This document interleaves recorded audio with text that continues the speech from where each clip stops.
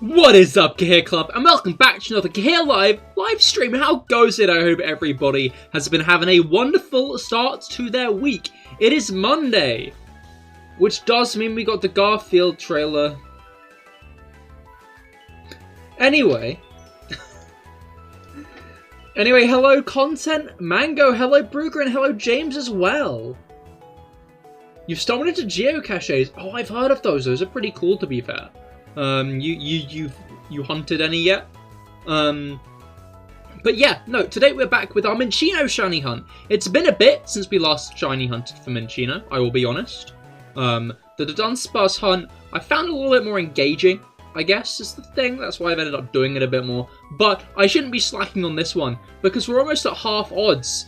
So, but yeah, I'd say let's hop into it immediately, because I can talk to you guys while doing this. That's the joy of shiny hunting. Shiny hunting is basically a just chatting stream, except sometimes I scream really loudly because I found a thing that's cool. Anyway, let me just get everything up and operational. And now we get into this. Just watching YouTube shorts. Ah, understandable. No, yeah, they seem really cool to me. Seems like a fun passive hobby to have. Because if you ever go anywhere, you can be like, is there a geocache nearby, right? Or am I completely misunderstanding it? I feel like... I guess you could, like, go on holidays to places specifically to hunt for them, right? Because it's like the little things you dig up, right? Is it dig up? Or is it like... No, I don't think a lot of them are buried. I don't know much about geocaches. I know, like, the vague idea. I know the vague concept. Anyway, the stuff that gets you out of the house is always good, I think. The fresh air, enjoyable. Big fresh air fan I am. Alright. Yeah, it just looks mind-boggling. Yeah, no, it's really cool.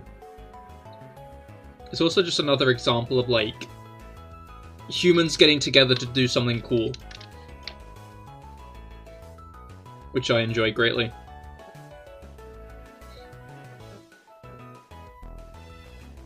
Alright. But yeah, into the hunt. We're at 2,650, which is pretty good going, if I do say so myself. We are almost at half odds. We might get to half odds today. I'm not actually sure how... Wait, no, we definitely won't. Who am I kidding? I was like, yeah, we can do 1,000 encounters in, like, one day. That sounds reasonable. I mean, it's probably not unreasonable. But I feel like I tend to get, like, what, 300 done a day-ish? Is it 300 or is it... I think it's 300. Because if it's 100, then I will have done 26 streams of this so far. And I don't think that's correct. I don't think that's correct at all. Alright.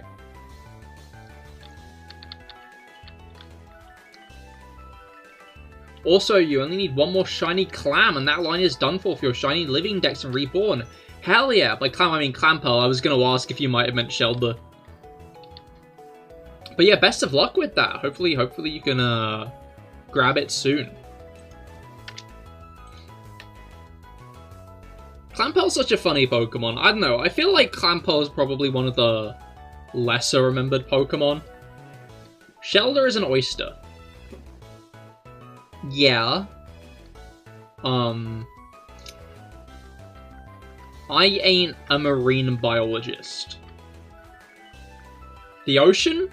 There are horrors in there. So I just kind of leave that to the professionals, you know? Why? The only thing I care about from the ocean?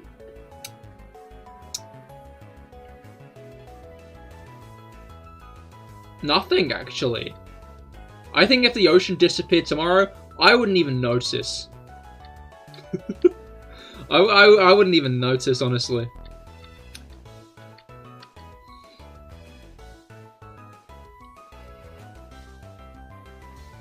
Alright.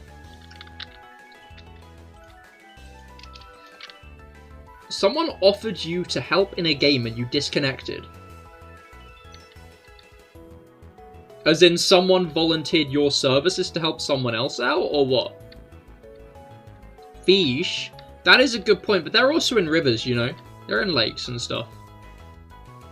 So they're still around.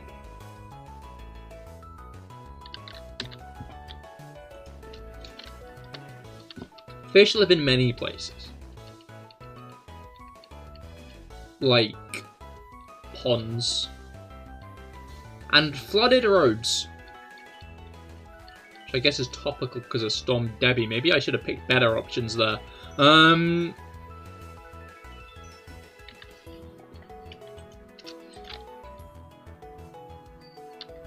he tried to help you get a bunch of good stuff. Wait, so was this disconnect deliberate then, or was it an accident? I assumed that it was someone offered up your help, so you fled. But is this a your Wi-Fi? It's you were being helped and you cut out. Yeah, that's not fun. Did you manage to get this person's help in the end, or is this a imminent event? Is this a current thing?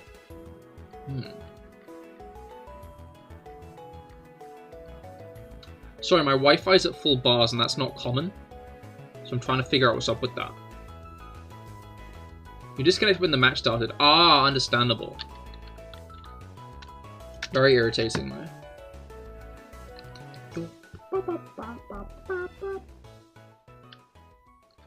Alright.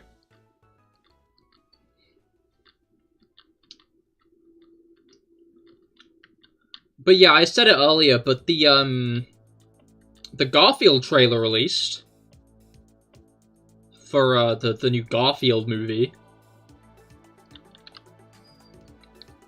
with Chris Pratt, and what I didn't realize, Samuel L. Jackson, which I wasn't expecting quite. I don't know, I feel like Chris Pratt isn't a good Garfield voice. Like, Chris Pratt can be a movie voice actor.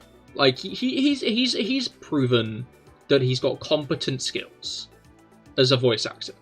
In Mario and Lego Movie. I don't know if he's been in much else. I think he has been in a couple of other things, actually. But he's a good voice actor. But not in so far that he's a good... Not in so far that he's, like, a great voice actor, you know? Like, a great voice actor, you don't know when they're voice acting, you know? Like, you have to, like, pause for a second and be like, wait, is that Chris Pratt? You know it's Chris Pratt immediately. Chris Pratt has got one voice. End of sentence.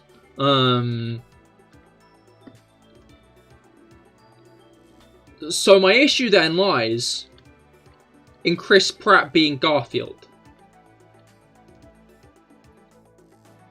Because I grew up on the Garfield show. I think that's what it was called. Which was like a Garfield cartoon. Which I enjoyed. I don't know if it's like a well-remembered thing. Like, I liked Ultimate Spider-Man. So... my, like, childhood media opinions, I'm aware, aren't well-respected. Let me say that.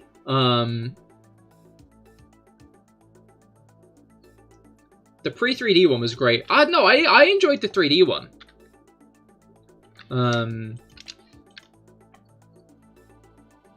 You remember the live-action Garfield? I vaguely remember the live-action Garfields. I don't know if I properly ever watched them, though, honestly. Like, I remember bits of them, but not, like, the whole thing. So I don't know if I've ever sat down and watched it start to finish. Yeah, no, so basically what I'm trying to say is I'm used to Garfield's voice, and by the sounds of it, you guys are also used to Garfield having, like, a very monotone, disinterested voice. Chris Pratt isn't. Chris Pratt's voice is neither monotone nor disinterested. Which means he just... Like, if I'd never seen Garfield voice acted before, I'd be like, yeah, this is fine. But the issue is I have. The issue is like, I already know what a good Garfield voice looks like. So accepting Chris Pratt's at face value isn't really going to be like a thing there. Just in general, I feel like, while he was passable at Mario, I'm unsure if he's going to do Garfield justice. We'll have to wait to see for the film, but if he's going to keep on getting lead roles in animated movies, I'd like him to improve his voice acting skills, you know? Like, the idea that he might just be popping in for a paycheck and then buggering off. Well, that's fundamentally not a fair representation of the situation, but like...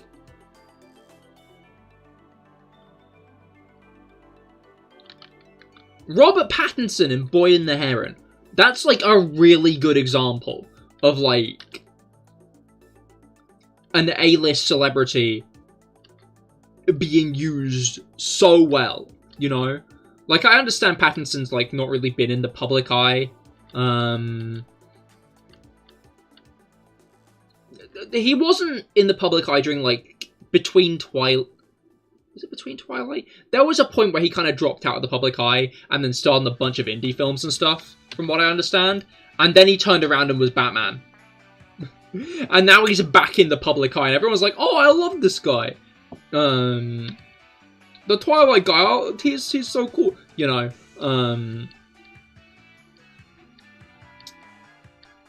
I feel like he's genuinely got like a respect for movies. And that's why he's putting in actual effort for his voice in Boy and the Heron. I might have to see that in cinema, to be fair, because that seems like it might be peak.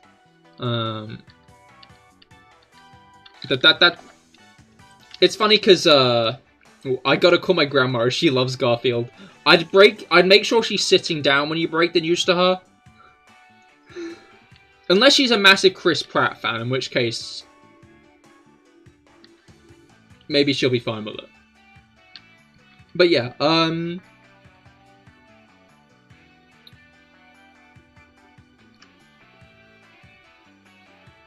it just upsets me that, like, animation as a medium just often is just like, oh, let's get in the big names and stuff. But the big names are always live action people who, like, became known in live action because of their faces, you know? Like, you know when Chris Pratt is in Guardians of the Galaxy, fucking Jurassic World. I feel like he's been in more. That one movie with Jennifer Lawrence, where it was framed as a love story, even though he was, like, an objectively horrible person. The, like, sci-fi one, where, like, they were, like, in cryosleep on a trip to, like, a new inhabitable world, and he woke up early, developed a crush on Jennifer Lawrence, and then woke her up, knowing she couldn't be put back to sleep.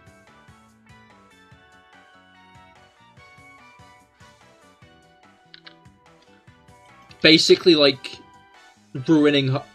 That was a fucked up film, I'm gonna be honest. I've entirely derailed my thought by remembering how fucked up that movie was. Because it was, like, framed as a good thing. It was framed as, like, oh, they're in love. And it's like, no. Don't. I hope this ends without Chris Pratt. But yeah, you know when Chris Pratt's in a movie. So, like, Chris Pratt as Mario, you know who Chris Pratt is, you know? Like, voice actors? like, a good voice actor, you probably don't know their name. You know? Like, if a voice actor is doing a genuinely good job, you probably don't even know, like, that they star in, like, 2 big movies, you know? You probably lie unaware that, like, they have, like, 2 massive roles. What was it called? Like, Bender and Jake the Dog. I feel like loads of people know Bender and Jake the Dog, to be fair, because, like, that's been referenced in show and stuff. But, like, yeah. That's just, like, one example, you know? But again, like, you don't tend to know when, like, a voice actor isn't something you really like. And that's always, like, a good thing, you know? It's always nice when you find out, oh, the person who voice acted this is the same who voice acted this character, it's the same as who voice acted this character, you know? Like, it's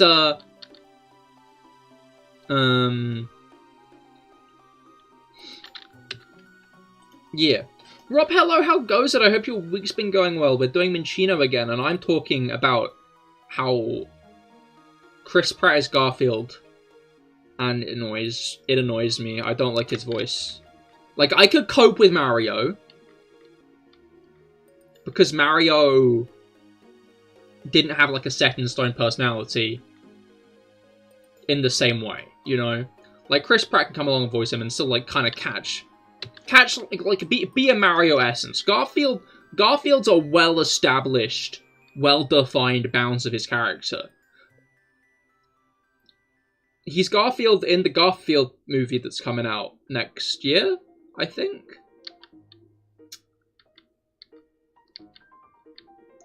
Am I the only one who knew about this? There's gonna be a new Garfield movie. It's fully animated. And Chris Pratt's Garfield in it.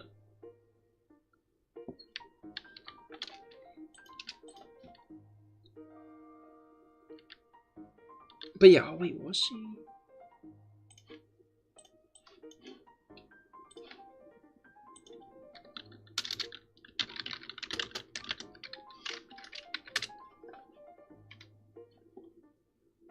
Yeah. Like, couldn't they get the guy who did the first 2? Probably. I'm gonna be honest. I'd assume they probably could. But they decided that they wanted to go with Chris Pratt because he's a big name and he might draw people into the film. But yeah, like, good voice actors, like, you know when a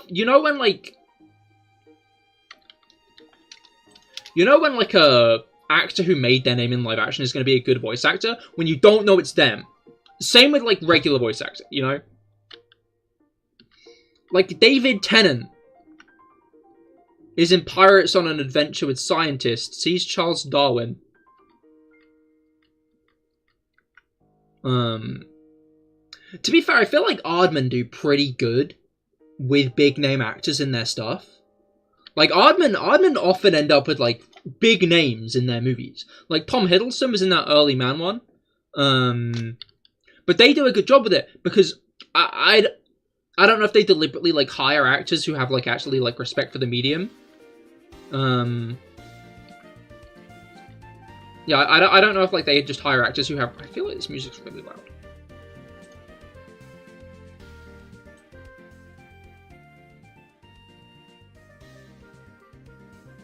Anyway, yeah, I feel like it's voice actors who have a respect for the medium. You want people to go, like, wait, that's more or less. I think that's, like, a good feeling to have, because it shows that, like, the person's... I guess I also put what I mean into better words.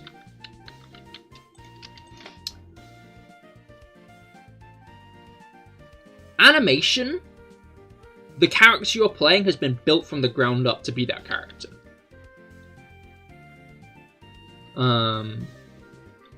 They've been, like, made to be that character, you know? Like, shape, language, like, what's it called? Yeah, shape language, like hairstyle,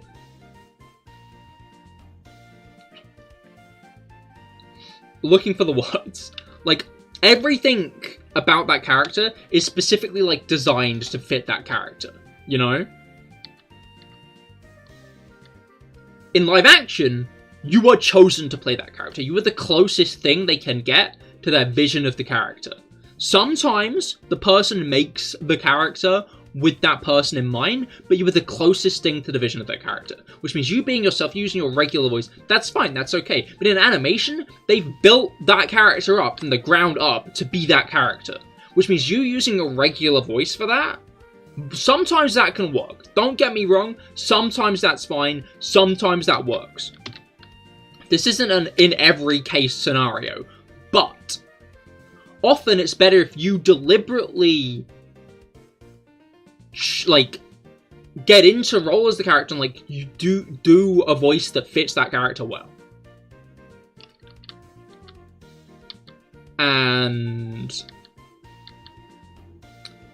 I don't know if companies like Illumination and shit I don't know if companies like Illumination and shit deliberately direct their voice actors to just use the same voice as like their regular voice, or if they just hire voice actors without that experience,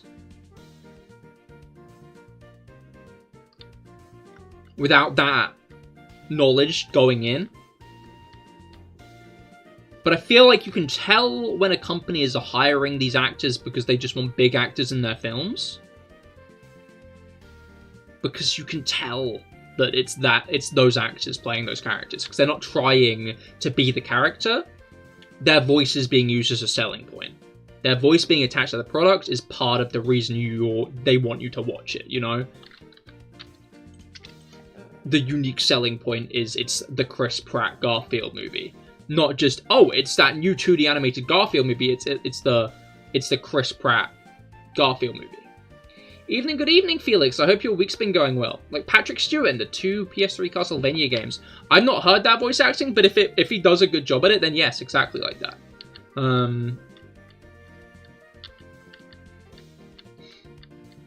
Like, honestly, I feel like good actors even change their voice dependent on roles as well. Like Tennant, he's a good actor because he changes his voice dependent on role, you know?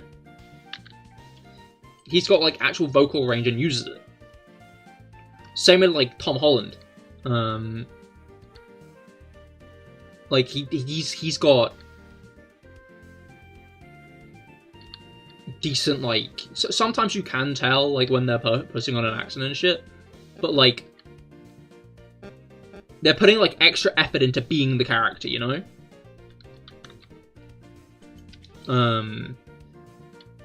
That was another example I had. Cannot remember. I find one voice actor pretty interesting, though. Because he's not just a voice actor. Andy Serkis. Because Andy Serkis, he is in other properties. Andy Serkis is, like, does do live action shit. But Andy Serkis, he's well known for motion capture.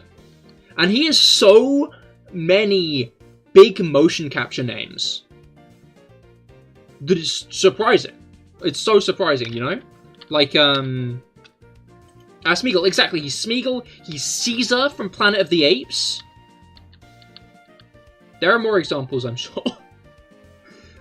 Yeah, he's, like, there were definitely more motion capture things. He's Captain Haddock in Tintin, I think. Yeah, no, I'm, like, 90% sure he's Captain Haddock in Tintin. The Secret of the Unicorn. Tintin's Secret of the Unicorn cast.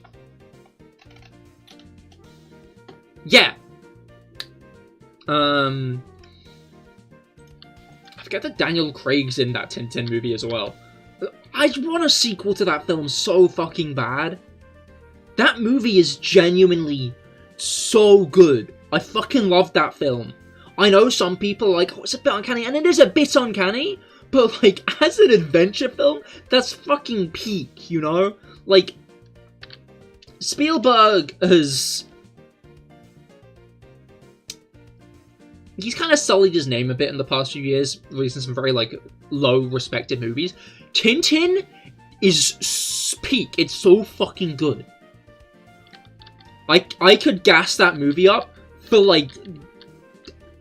I'm gassing it up right now, actually. Like... I just love it, man. I need to watch Tintin again. I'm gonna have to watch Tintin again at some point, because I fucking love that film.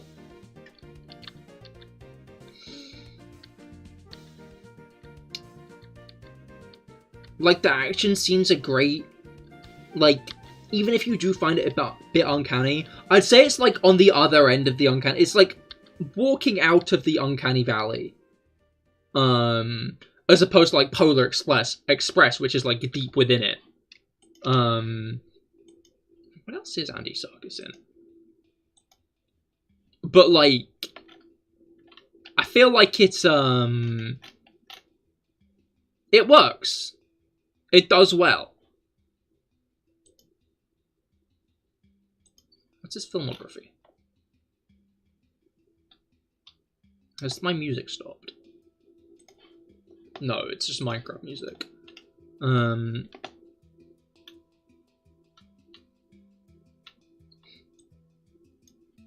Yeah, he was the motion capture of Kong in a King Kong film.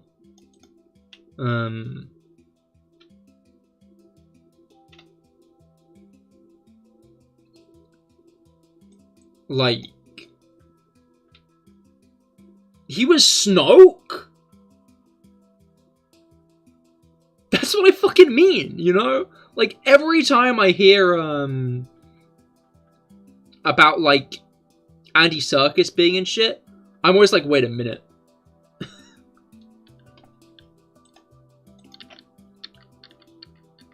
Because, like, he's good at what he does. Kim forced you to watch Footloose the other day. Fair, it's a classic. Not your kind of film, but you can see why. Fair, I've not seen it myself, honestly.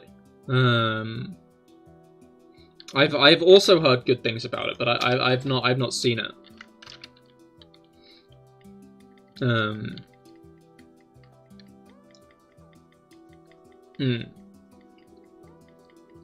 But yeah, like, I think Andy Serkis is probably one of my...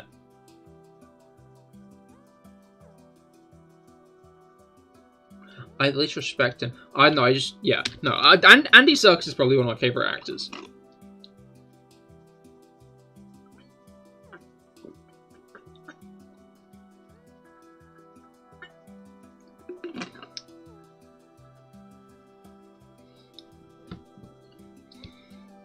Just because he's, like... He's in so much, and you don't know. You don't even know he's in so much. It's funny, because Andy Serkis is in 2 places in Star Wars then, because he's Snoke, and then he was also in the Andor series, right? I need to finish that. I watched the first episode, but I didn't watch much more. I don't know, I'm realizing, like...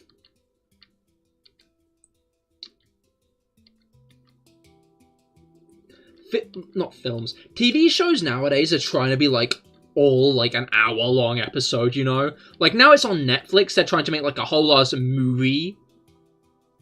Like, every episode.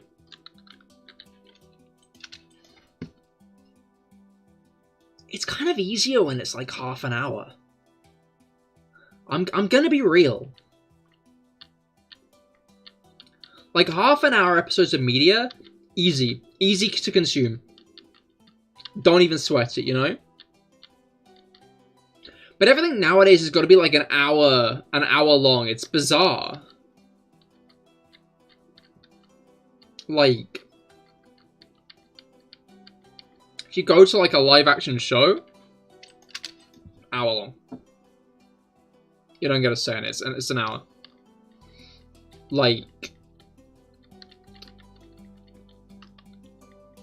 I like, to be clear, this is like a stance of someone who, as like, this is someone who had like a grey period of media, not that big of a grey period, I still watch shit, but like, had a grey period of media, like in my teenage years, as YouTube kind of became my main form of media. So, like, I'm now coming out the other end of that. Like, I've been coming out the end of that. Like, no, so when I came out the other end of that, like, Netflix was already there and everything was, like, an hour long. So, like, maybe, like, shit's always been an hour long. But an hour is such an awkward length of time. He's also in the Robert Pattinson Batman. He is. He's Alfred. But, what was it called? Yeah, no, like, half an hour isn't that awkward a length of time, but, like, it is awkward enough, you know? Like, it's a lot easier to sit down and be like, I'm going to watch this 24-minute thing. And then it's, you know, half an hour. Half an hour of my time. You could do other things with that hour. But, like, movies are, like, not movies, TV shows are now just like, yeah, no, every episode's got to be a movie, you know? Like, sometimes it's just like, oh, yeah, this is 2 hours. 2 hours of a TV show, and it's 1 episode.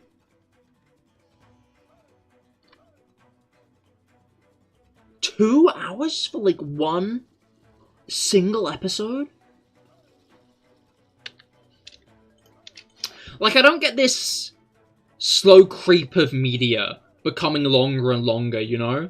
Like, it feels like it used to be like a TV episode was about half an hour, and then a movie was like hour and a half to 2 hours. Nowadays, like, if a movie isn't 2 hours long, it's considered short. Like, even I consider it short, to be clear. Like, even I'm in that camp. Like, I don't get why there's just been this slow creep of things getting longer. It's bizarre to me, it's like, it just feels as though over the last decade, everything's been growing in the amount of time it is. And I just don't really understand, like, why? Like, I think some things deserve to be longer, to be clear. Like, just because some of these movies are 3 hours long, I don't think that necessarily means they don't justify themselves being that long. Like, Oppenheimer justified it. Justified every minute of its runtime, I think.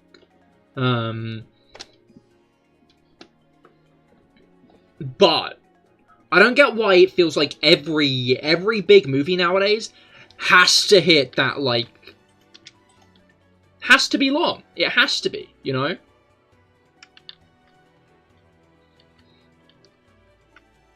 And, like, when a movie isn't as long, everyone's like, oh, this is so short, what the hell? Like, no, it's okay for things to be short these days.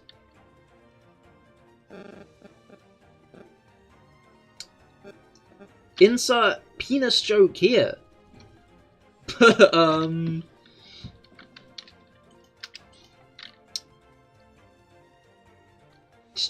It just grinds me. Because it's like, why are you expecting me to give you so much time? So much of my time. All the time. But I feel like that's everything these days.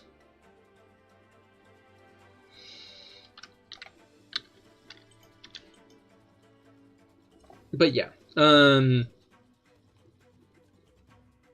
enough movies. To be clear, I'm saying this all, but the coexisting idea is I will watch like a 40-minute YouTube video and not care. I don't know, like, I feel like that's a phenomenon most people relate to, though. Maybe not most. I feel like a lot of people, like, resonate with that kind of sentiment. And I feel like it's because YouTube videos feel like a free space. You know? Like,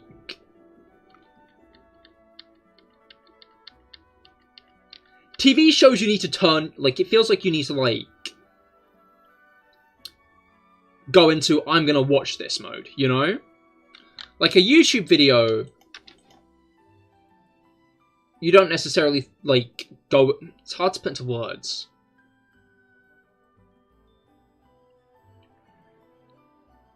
A YouTube video, you don't go into it being like, this is the thing I'm gonna do, you know? I feel like that's, like, why it's a good thing, like, you can watch things on your computer now, because it kind of helps put them in that category. But even so, I'd still say it's still, like, in the kind of the same category in my head of, if I'm going to watch this thing, I need to, like, commit to watching this thing, you know? Like, a YouTube video, I don't feel bad about getting bored halfway through and coming back to it, like, an hour, 2 days later. But, like, a TV show, it feels weird, like, stopping in the middle of an episode, you know? Like, it feels like when you start a TV show episode, you're going into a contract. You're going to a contract saying, I'm gonna watch this. You know? At least that's how it is in my head. Like, a YouTube video, I never go into it with that kind of expectation. I'm like, I'll watch a bit of this. Well, not even I'll watch a bit of this. It's like, oh, this looks interesting. And then if I end up getting distracted by something else, like, during it, I, like, put it on pause and I come back to it later, you know?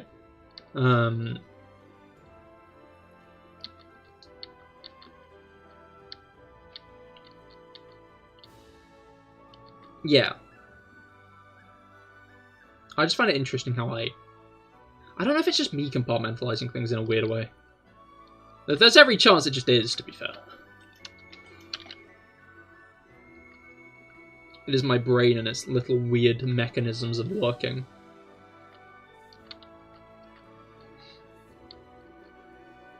I guess it helps to be like that, though, because I've been watching YouTube videos as, like, not as white noise. I don't know, I found myself, like, getting addicted to, like, doom scrolling before bed that, like, meant I ended up staying up really late. But I realized at some point I just cut myself short and put on, like, a YouTube video that I don't watch, I just listen to. So, like, obviously it has to be, like, a specific kind of YouTube video. Like, I've been listening to, like, a Vsauce 2 video over the past couple of days. And then I'll, like, listen to that as I go to bed. As Kevin Lieber lulls me to sleep.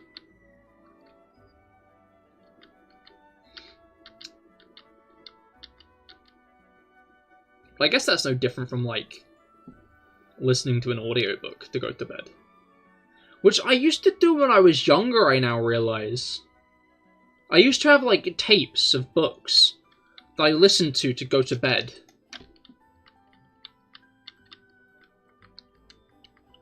I never really twigged that. I was on that audiobook train ages ago. Was listening to Trumpet of the Swan. I think that's by the same guy as Charlotte's Web. I couldn't tell you a thing about that book, though, I'm gonna be honest. I think the swan has a trumpet. Believe it or not. Sounds far-fetched, I know. That the Trumpet of the Swan features a swan with a trumpet.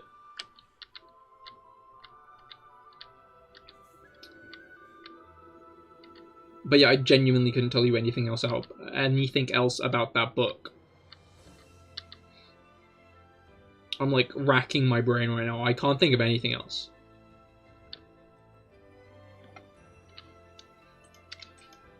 Alright, I'm gonna have a drink quickly. What the hell?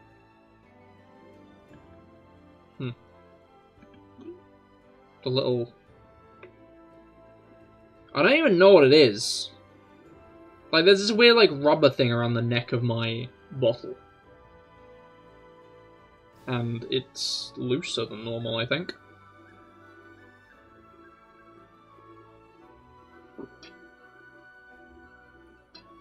Oh no, maybe my shit-ass bottle's falling apart. What a shame. I'm so deeply upset by this. I was so deeply ignorant to that bottle, though. I guess I should have probably bought a new one by now, though. Like, I've just still been going with that one, even though I feel like I ought to get a new one, because it dribbles everywhere. It's not like a watertight bottle. It's a water bottle. It is not a watertight bottle. I went to Swindon a few weeks ago, and I saw, like, a Haribo thermo flask. Tankfastics one, and I was like, I might buy that. And I almost did, but I didn't in the end. I decided against it. I decided that I should not buy it. But I wonder if, in a world I did that, I would be dribbling a lot less. Not me dribbling, to be clear. I don't. You should probably tighten it. It's not a tightening issue. I tighten it so much, and it still leaks. You know? Like, that thing's as tight as it goes, and it leaks everywhere anyway, you know? Like, it is a bottle issue. It has done that as long as I've owned it. I go through cycles of using it for a bit, being like, wow, this is arse. So I get a new thing to stop using it. But then, like, the new thing becomes a non-permanent solution, so I use that bottle. No, the new thing I use until, like, until, like, that phase is over, and then I get that bottle back again. And I start using it again, and it's like, oh, this isn't functional. I feel like I could have explained that better. Like, I got it in college. Realized it dribbled everywhere. And then eventually, like, found out Poundland sold big bottles of Pepsi Max for £1, because it's fucking Poundland. Wow! Who would have guessed it? The big bottles of Pepsi Max for £1. Anyway, figured out the big bottles of Pepsi Max for £1. So just started buying big bottles of Pepsi Max, like, once a week. And I'd spend a couple days going through them. I had, like, 4 days a week of college as well. Like, I wasn't doing 5 days a week. There were 4 days a week. So I did, like, 4 days. I kind of went through the bottle over, like, the first couple, and then I fill it with Vimto for the rest. And then I bin it at the end. And it was functional. It worked. It was a good strategy. Except for the fact I was drinking, like, a copious amount of Pepsi Max in those days. And then I left college and stopped doing that. And now on multiple occasions since, I've been using that bottle and been like, oh yeah, this leaks so badly. And obviously I had the big one, the really big one that I used to drink during stream. I got it a year ago at this point. And then I figured out that actually it builds up. It's like, it's just poorly built and so easily builds up gunk and grime inside it. Like, it just became unusable eventually because there were just, like, conglomerations of gunk in areas I genuinely couldn't clean.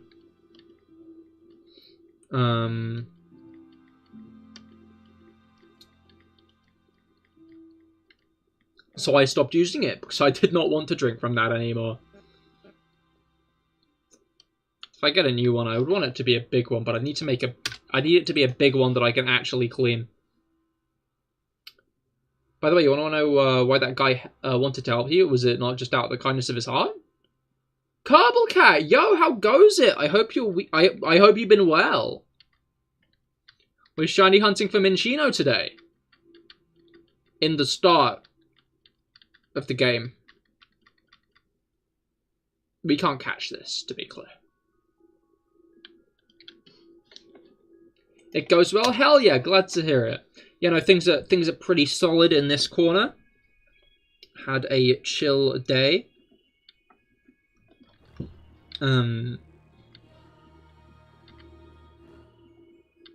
Yeah.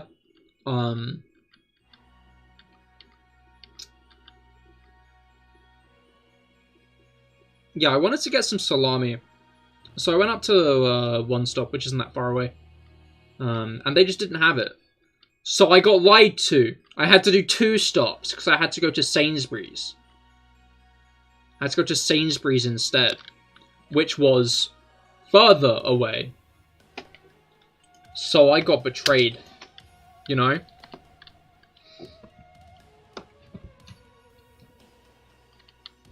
Absolutely scorned. Unbelievable. Interesting, yeah, no, I'm aware. My life, it's a very interesting one that I lead. You could make a quintology of movies about my life, and they'd all be as invigorating as the last. Oh, the tip notification's gone. Oh, did you tip? They shouldn't be.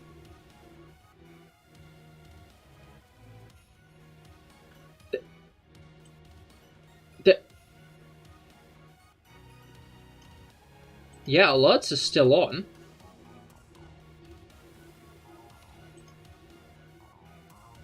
You thought you... I mean, I've not got a notification through my phone yet, but it generally takes a bit anyway.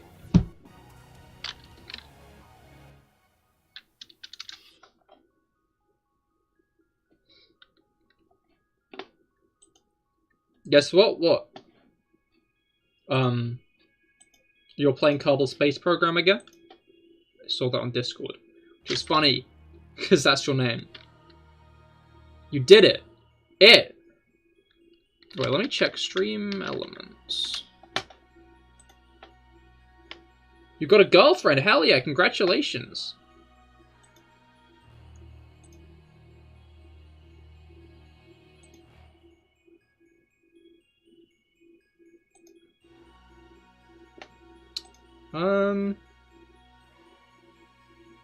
It's making me reset everything up. Overlays. It should. Everything should be fine. Activity feed? Okay, yeah, no. I don't think it's gone through.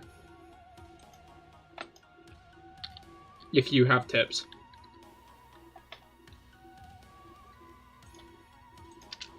Sorry about that.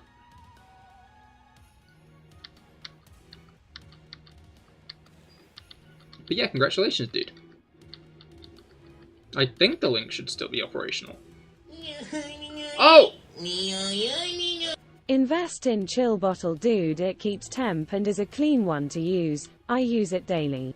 Thank you! Well, what was that like a brand then, Chill Bottle? Interesting. I will look into that. Thank you. That's really kind of you. I don't... Did it just take that long to go through? Or did you redo it?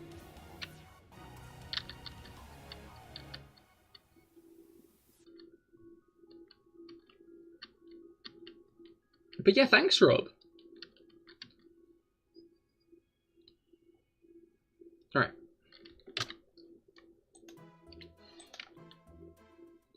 I wanted to help you because of compensation for flirting with you.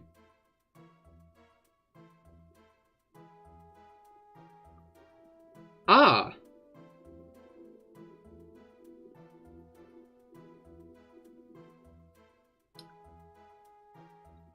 Maybe it was a good thing your internet disconnected, I will say.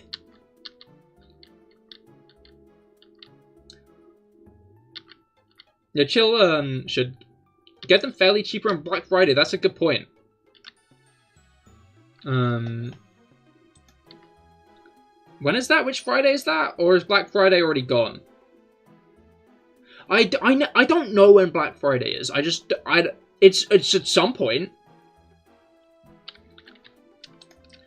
One Friday in November is Black Friday. That's about it. That's about the depth of my knowledge.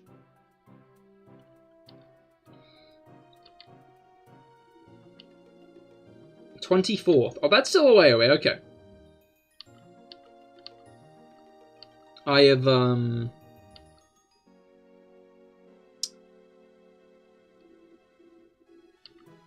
was it called? I've got time. Yeah, I'll look into that. Thank you. I should probably also Keep that date in mind for other Christmas gifts, to be fair. Because that do be coming up, don't it? Who doesn't love a bit of Christmas? Christmas. It's the Christmas season, you know. All the shops, they're telling us it's Christmas time. We should start spending our money.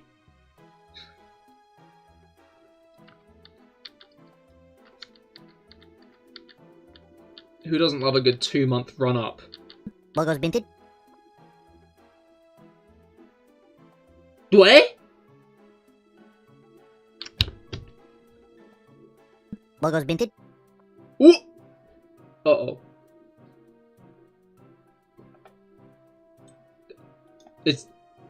Are these subs happening right now? They might be, actually. Okay. Sorry, I got worried then for a second that it was going to try to catch up every single missed subscriber over the past fucking year. Maybe it's because... Maybe they stopped because I haven't looked at Stream Elements for so long. Maybe because I haven't opened Stream Elements in so long, I haven't been notified about any of those. I've not appeared on the fucking Streamlabs. Or someone is subbing on alt accounts. I don't think so. I think, I'm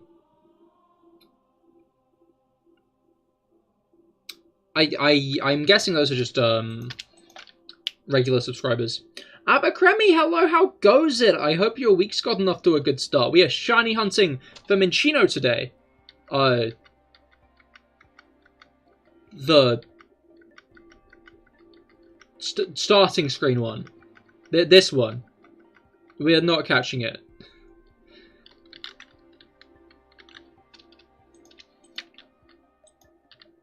I genuinely haven't had a subscriber notification in so long. I forgot they were a thing. I entirely forgot that they're even, like, a thing. I don't know if the people who did just subscribe are actually watching the stream. And I apologize if you guys are, and I entirely blanked your subscriptions there. I can probably check it on Stream Elements, right? Dashboard, maybe?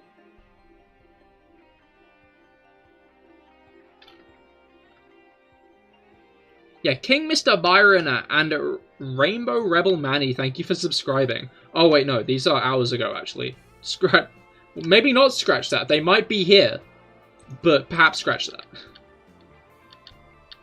Doing fine, and just barely woke up. You need to get yourself fully refreshed. Understandable. Have a good waking up.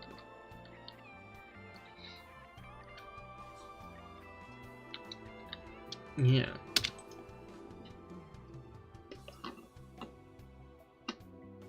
Alright.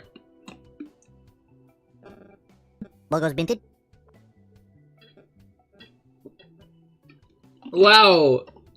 Mango, thank you for subscribing. Psych. No, thank you for subscribing, Mango. You don't get thanks. I'm not thanking you. I'm kidding. I'm actually thanking you. Why does that work? Try it again. It might just be because it's a while. Mr. L, hello, how goes it? I hope your week's been going well. Today we are shiny hunting for this Minccino. We can't catch it. And also finding out that my subscriber notifications do still work. I just don't think I logged on to the thing that was making them work for too long. Wait, no, I checked on Streamlabs, not Stream Elements, actually. Maybe Stream Elements does have that, does have, like, a widget for the, like, you fucking know. This thing. Good on you, hell yeah, glad to hear it. Yeah, no, things are going pretty solid in this corner. But yeah,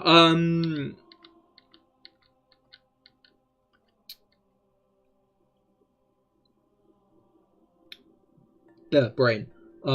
Yeah, I want to know if there's a widget for that thing so I can actually have it appear on the stream. But I keep forgetting to do that. So I need to remember to do it, actually. Oh, wait, that's a thought. Has anybody got any shinies recently? Anybody got any nice shiny Pokemon recently? I did on the raid stream. I got that Vaporeon. You try something from your old gaming account, which didn't pop up, so that's intriguing. Wait, no, I kind of want to know what it is now. You gotta have your subs public. You gotta have your subscribers public for it to work. So when Mango comments on a video, it says like, oh, this guy, he's subscribed, you know? So you gotta have that on if you want the world to be notified that you've subscribed to the channel. Yes, you have all of the shiny. Congratulations, Mango. You did it. You got all of the shiny. Do you want a medal or a chest to pin it on?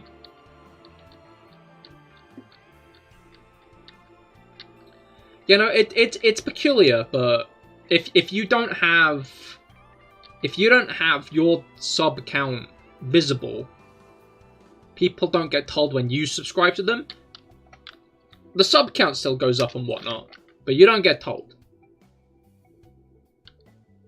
Also, I'm at like 845-ish subs at the moment.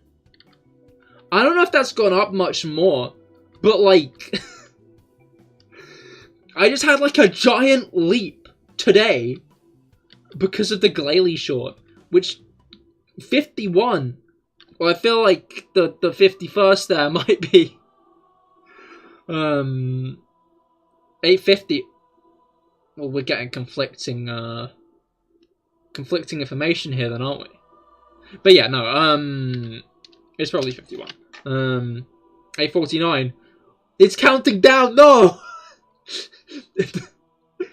Next is 848, I'm assuming. But yeah, no, like, I had a giant leap. So, thank you everybody for subscribing. I'm not sure if anybody who subscribed over the past day is here. But if you are, thank you.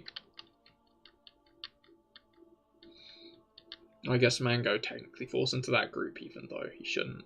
Oh yeah, me, duh.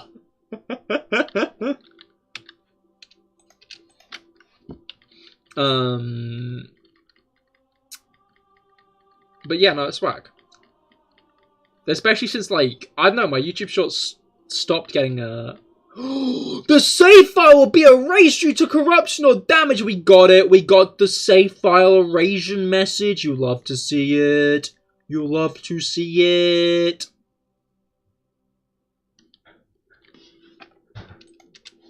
How exciting. How exciting. But yeah, thank you all for subscribing. It's a hype that I don't know if I've got the Steam back, but skill issue. No, it's a good thing when it's not. I don't actually. It's indifferent. In fact, you need to be skilled to get there because you need to reset enough times for it to fuck up. But welcome all the same, the King. I hope your week's been going well. You got any shinies recently? You found a shiny and lost a shiny. Is this the same shiny that you found and lost, or is this like one shiny you found and caught and one shiny you did not get? But yeah, for context, we're shiny hunting Minccino today. Oh, this one. Oh wait, were you saying skill issue in the fact that I can't catch it?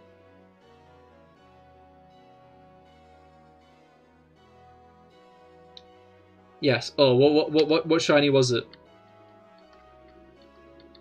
Why have you corrupted and or damaged the save file?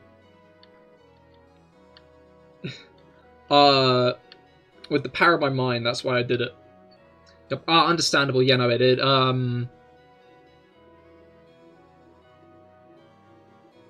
I guess I could try to steal it from her. I could try to wrestle it from her. Maybe if she's kind enough, she'll let me pick it as a starter. Maybe if I ask real nicely. One thing I do want to check when we get it is if she still has it shiny in the catching tutorial. Because if it's not, then that's 2 entirely different Minccino she has.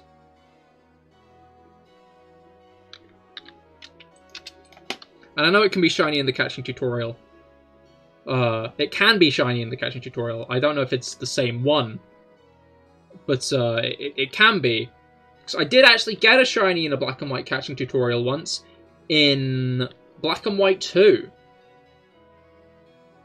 Bianca's Lillipup was a shiny. And I was devastated.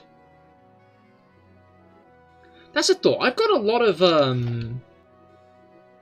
Black and White 2 shinies now I think about it. Because I deliberately hunted for Kyurem and Verizion. And then I got him a Reap and a Lillipup. Do I have more in Black and White 2 than I do in Gen 4? Because in Gen 4 I got Staravia and Dialga. Oh, and Reggie... No, okay, I have the same amount. Because I have Staravia, Dialga, Regigigas level 1-1. And, Badoo. Which I didn't catch. Because I found that randomly doing a playthrough in Eterna Forest. And Cheryl killed it in front of my eyes. So that's why she's my least favourite.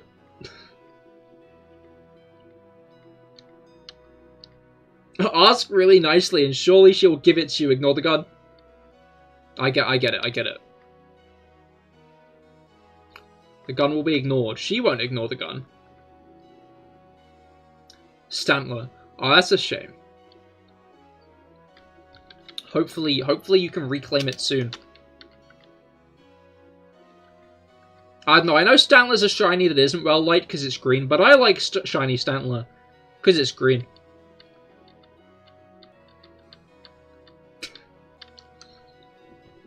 Like, I get why people dislike green shinies, but have you considered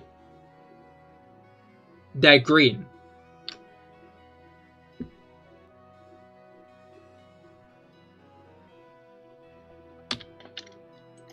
Minccino is not, however.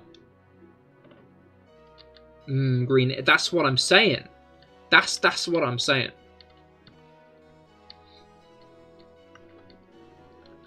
If it were blue, I would die.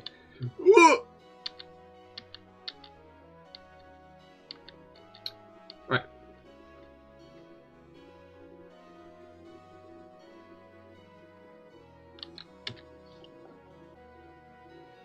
Oh, because I messed around with things. The stream stats thing is gone. Okay, cool. Just need to make sure I'm not dropping frames at a irredeemable rate. Because I have my past couple of streams, which is concerning. Not sure why.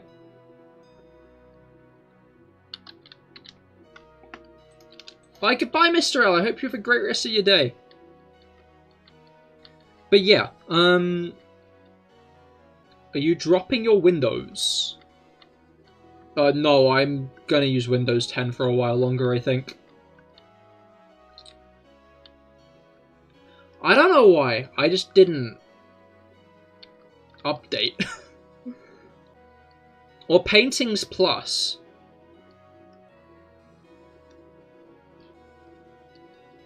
Wait,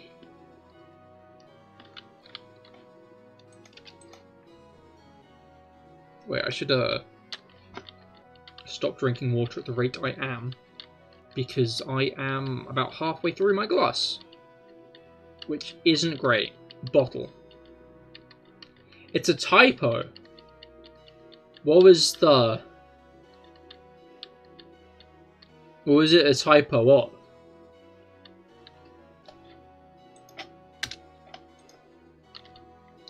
Like, fair enough that it's a typo.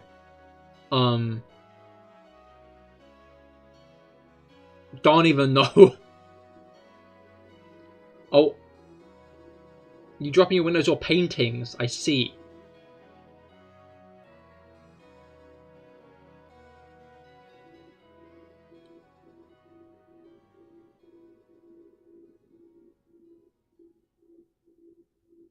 Yeah, no, I still haven't heard of that operating system. Music. Music did not like the joke.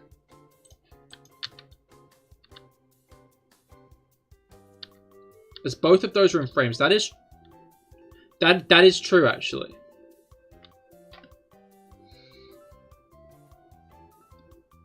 I was gonna say so are glasses, but glasses are like mini windows when you think about it. They're like mini windows you wear on your face, so you can see.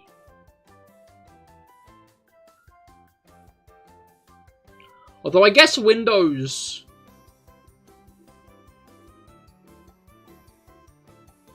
Like, windows on... They don't zoom in. Windows aren't magnifying. They should be, though. That would be cool, actually. Imagine if you, like, lived on, like, a mountain, imagine if you lived by a mountain, then you could get, like, a window that, like, magnifies the mountain so you can see it close up. That would be cool. That would go hard. It would probably cost a lot, though, to be fair. Depends on the window. That is a good point. Like, if the windows are the ones you wear on your face, then, I guess magnifying glasses are also technically portable windows. When you think about it. Don't think about it, like, too hard. Because I'm sure at that point it does fall apart. In fact, it's falling apart in my mind. So I'm realizing how much I hate it when people put random things in categories. Like when people are like, a hot dog's a taco or a sandwich. Like it's a hot dog. Jojo Vela, what's a VTuber? It's a virtual YouTuber. So it's when people use a model like mine to represent themselves on stream. But welcome to the stream, all the same. I hope your week's been going well so far. Hope it's gotten off to a good start. You got any shinies recently?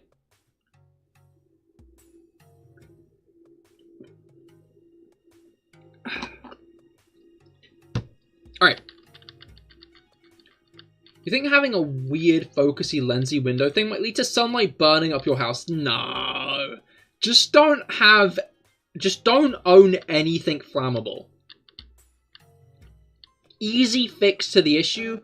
Just don't own anything that might catch on fire. Problem solved. Really, you know? Or like anything that might try to sunbathe beneath the window and get injured from that. Because I'm now realizing a multitude of animals would see a nice sunny spot and be like, oh wow, that seems fun. So buy a house and never enter it. I mean, yeah, that's what a lot of homeowners do these days anyway, right?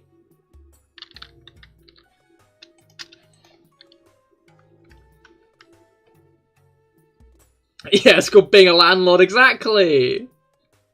Rob gets me.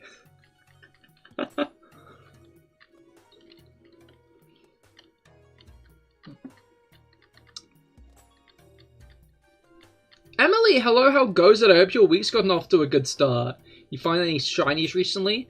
Tetris are doing a Super Mario RPG remake theme. Oh, I saw, that is pretty cool. I never really downloaded Tetris 99 though. I don't know, Tetris is fun. I do like a good bit of Tetris. But I never really did any of the Battle Royale stuff Nintendo kept making. I've not done Tetris 99, I didn't do Mario 99. I've not done F-Zero 99.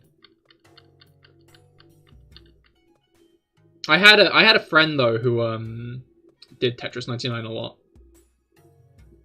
I don't think he does anymore. I think he fell out of his Tetris phase. Like back when I was in college, my friends just like played Tetris all the time. Like they would often just what was it called?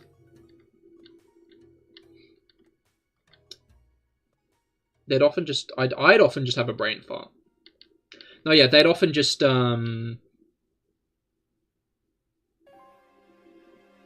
Bleh.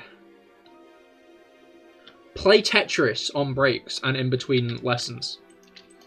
In between classes. Just against each other or against random people online. Because you can do that, apparently. Reminds me, we should probably try to finish the balloon game at some point. The balloon game, indeed, Ogerpon Ousting. We should do that. I feel like, yeah, no. We need to get a third person, and that's like the one thing I'm aware of, is we need to get someone else who is willing to assist. And then we can do it. I guess if I could find someone for... Not next week. Because they're doing an Eevee event. I was thinking about this. I'm unsure what to do now. Basically, November 21st is Eevee Day. Because apparently in Japan, like, November 21st, written out, could be pronounced like Ibui, which is like how Eevee is said. Oh, which is like Eevee's name over there. So yeah, we're getting Eevee outbreaks, which I want to do. I want to do an Eevee outbreak because I want to get more shiny Eevee. But also they're doing 7-star Eevee Terror Raids, which is an interesting choice. I saw someone saying it'd be fun if they updated the game to have all of the like signature moves from Let's Go, so the Eevee could like know all of those. But I feel like that's not going to be a thing.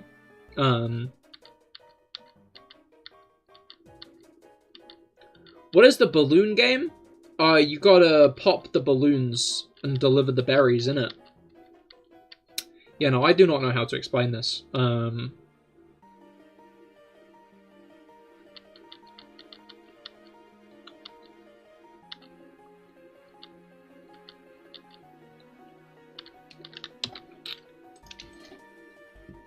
You gotta, like, pop the balloons of different colors to gather berries.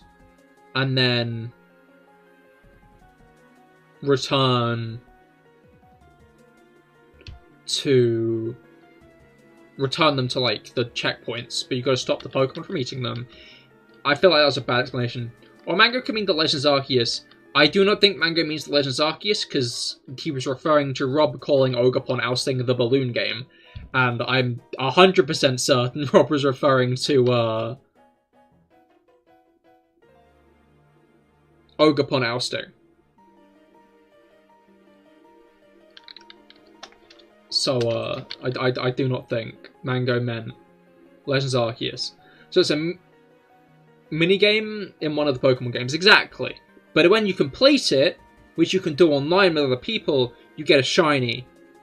And obviously, I collect those. I like those. So I should do that at some point.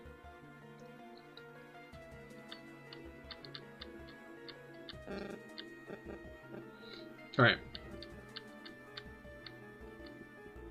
Teal Mask DLC, indeed. It's in the DLC. Alright. Although, I hate to say, I don't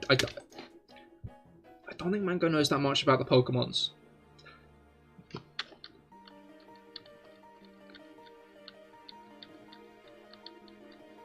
Hey Mango, what Pokemon am I shiny hunting? Don't look at Discord.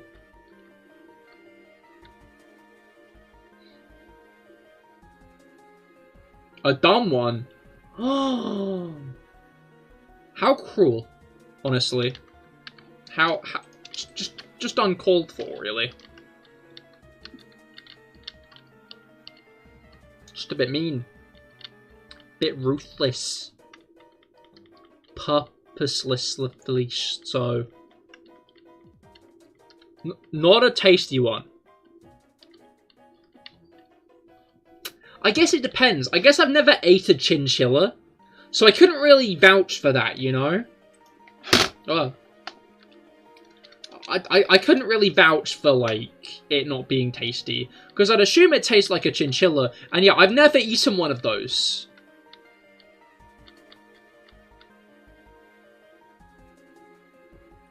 I actually want the DLC for Pokemon Violet next week after the Mario RPG remake. Hell yeah, no, maybe if you do get it and complete it, you could join us for Ogerpon Ousting. Wait, no, it's just ogre ousting, isn't it? For legal reasons, you have also not eaten one of those. Is the legal issue because eating chinchillas is against the law? So you haven't eaten one of those? I'd say it could be tasty. It's a cappuccino after all. That's a good point, actually. That I hadn't considered that. Sure. Wait, so if your reference wasn't to, like, that, why were you saying for legal reasons? Mango, are you lying to the government about having a mouth? Mango, do the government know you have a mouth?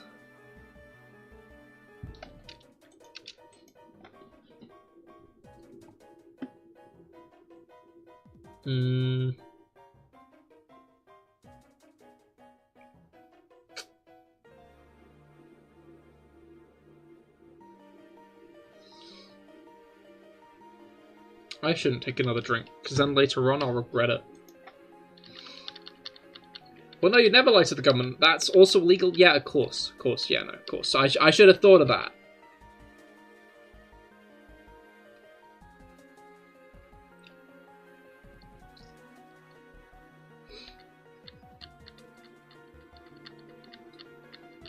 Right.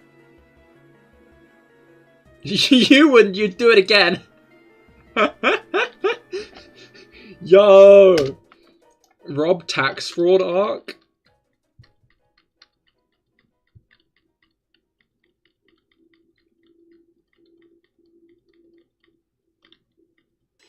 You love to see it. I feel like tax evasion jokes have gone up in recent years. I wonder how the government feels about that. You also bought a Peach cosplay outfit for next Halloween. You are very prepared. Were you as prepared for the Halloween that just passed, is my next question.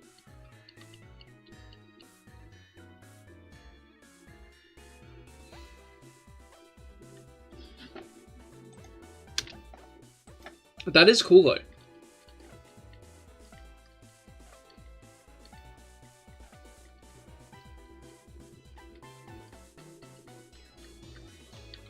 Yeah, that is very cool.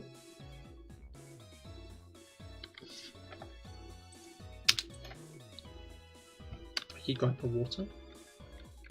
It's because this is a... No, wait. The Dunsparce one is just a slow-paced. Like, the benefit of the Dunsparce one is, like, it's segmented. This one's, like, more freeform. Where there isn't really, like, a specific bounding to, like, a length of time. Capiche? Capiche. Anyway.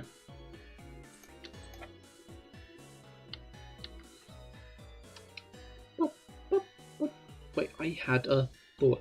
Oh yeah, apparently Peach is now optimal. Apparently characters like Peach, Daisy, and Yoshi are now the best characters to be in Mario Kart. Due to some new balancing changes. I don't know if Felix is still here. Oh, we win! We do win! Which is exciting.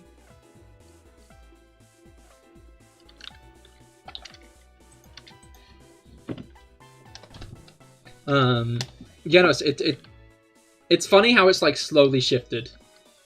And they've also removed... I didn't even know this was, like, a thing people properly did in online lobbies. But, since they removed it, and loads of people are complaining, I guess it is. Where people just kind of, like, waited by item boxes to re-roll their items to get better items. Which is insane to me, like, oh my god, just play the game. And people are like, well, people should play the game how they want to play the game. I don't think we should police it. It's like an online game. If people are going to try that hard... like, just drive. It's a fucking racing game.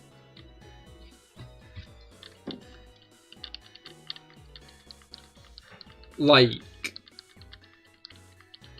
I'm glad tryhards like that are being punished. Or at least it's like deliberately being like disincentivized by making it like impossible to do. If you don't just go forwards exactly, it's just ridiculous to me that like that's a thing. People just waited by item boxes to get better items. Like, it's a video game, my guy. I don't even think there's like an active esports scene in Mario Kart. Like, at this point, you're just ruining your own fun for yourself, you know?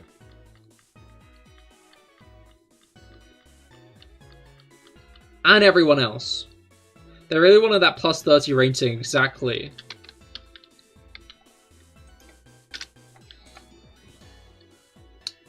But yeah, now it's gone, so that's good.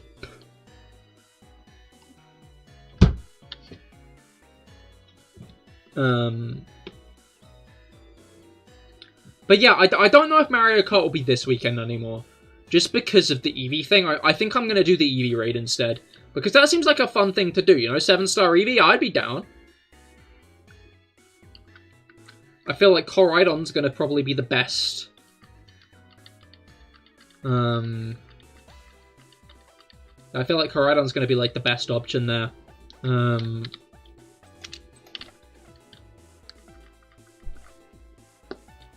But yeah, it's cool. I'm looking forward to it. Didn't actually have any Halloween costumes for past years. Didn't have enough money for them. Understandable, and you were looking for sizes. Yeah, no, that's fair enough.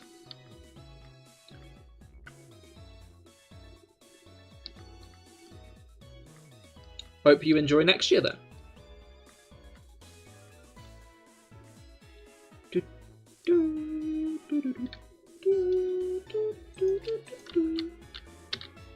Alright.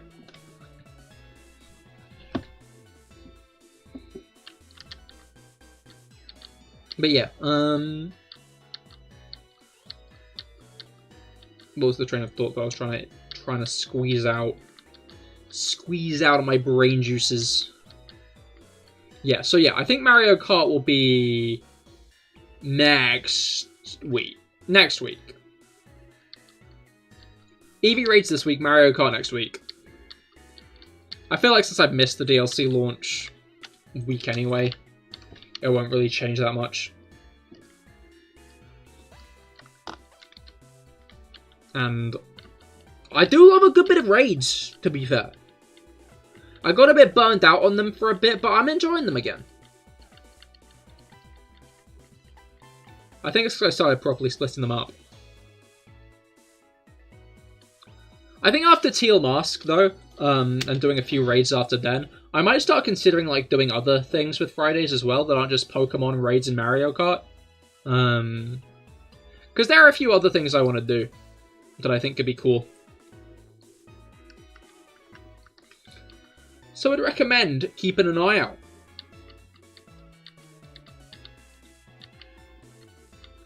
Alright.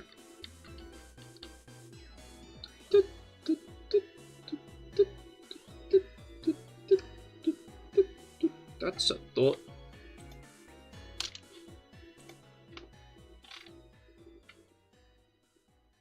Interesting. Right, that was the right month, right? Yes, it was. So I was just checking a specific date. I need to do this shit off stream. I'm gonna be honest. I'm damn good at just doing shit on like thinking of something, but like, oh, I should check that, and I check it on stream. I have a date. Yeah, I have a date. Of course. I have a date with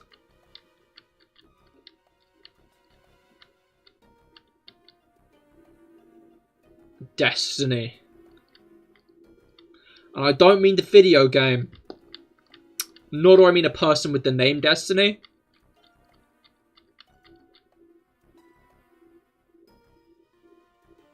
The prophecy's about to come true.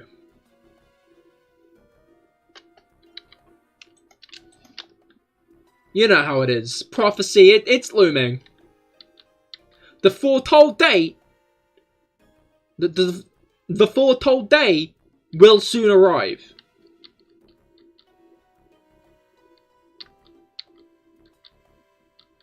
What do you mean the prophecy? You know, the prophecy. Everyone's talking about it. Everyone.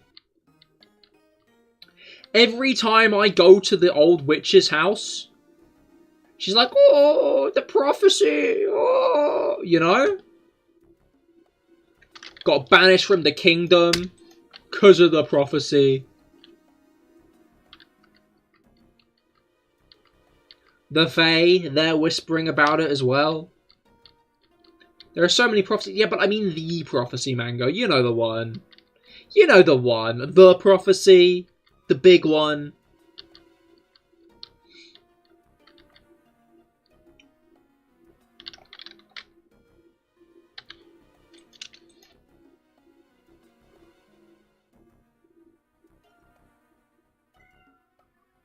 Oh.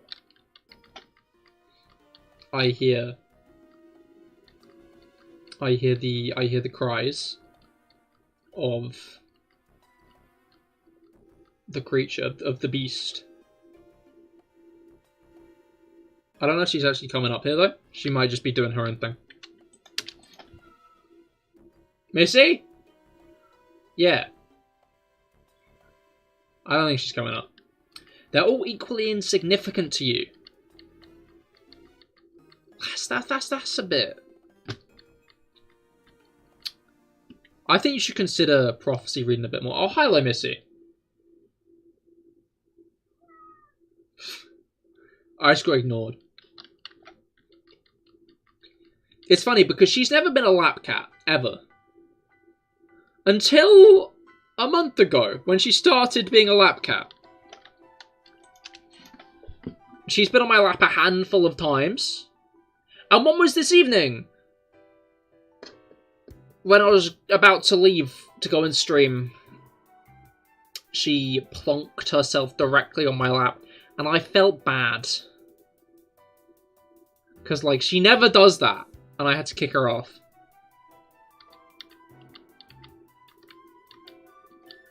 Well, so what? Maybe one of the big ones is like, oh, the world's going to explode or whatever. You're just going to leave then.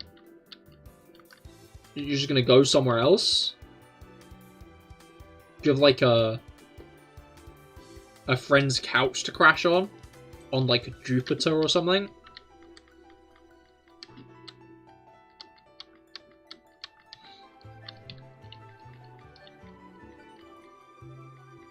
Like, what's up with that?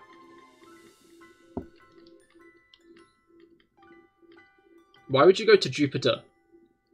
To get stupider? Duh.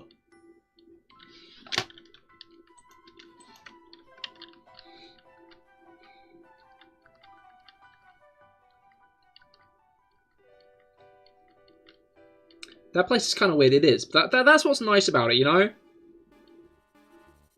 Like, the nice, gentle...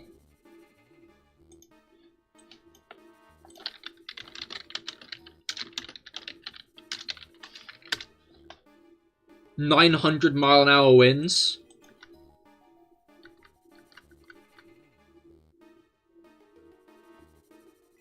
The atmosphere comprised of... mostly hydrogen and helium.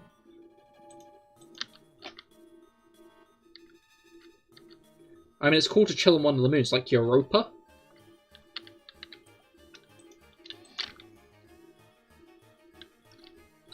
Dude, I'm banking on us finding life there. I hope we find a bit of life on Europa, you know? Like, I think that would be so cool. Imagine if there was, like, life elsewhere in the solar system. And there could be. There could be space fish. Space fish? What if there's space fish a couple of million miles that way? I'm pointing in the wrong direction. That would be so cool, you know? We look under the ice and like, boom, space fish. Space fish. Exactly. Imagine how hard the sushi would go.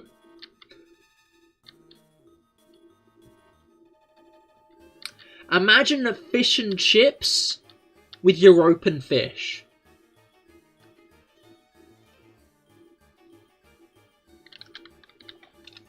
Like, I need NASA to hurry up and confirm or deny, because I want this news broken in my lifetime so I know if I need to be disappointed or not.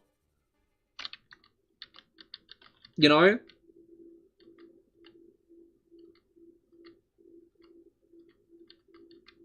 Because, like, imagine how dull it's going to be if I have to, like, ask everybody walking through the gate of heaven, like, hey, bro.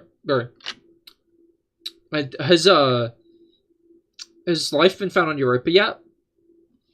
And they're like, no. And then the next guy walked through and I'm like, hey, bro. Has life been found on Europa yet?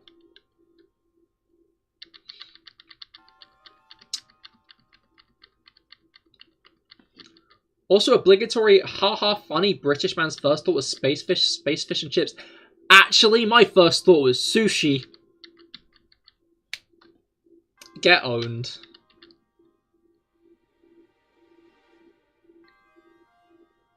Get wrecked. Bet you feel like a right plonker now, eh? To be fair, plonker is a good word. Plonker.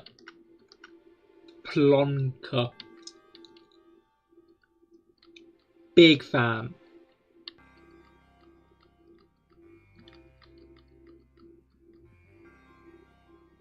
I bet you thought of the fish and chips first, but said sushi first.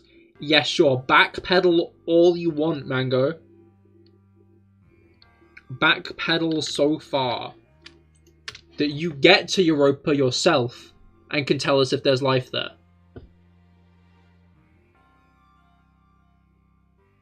Would be cool. I want to know.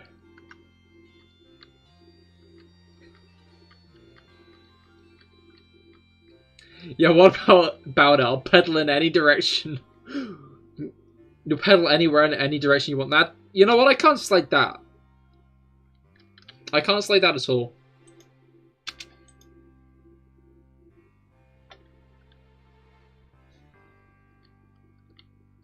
Will not slate. You'll not catch me slating the direction you pedal in. But I would like to see you pedal sideways. I just think that would be interesting.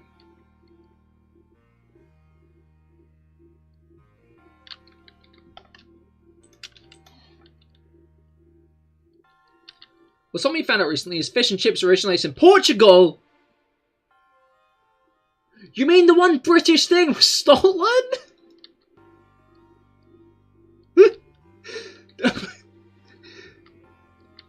God damn it. It's like, yeah, this is British cuisine, fish and chips. Love going down to... It's not British.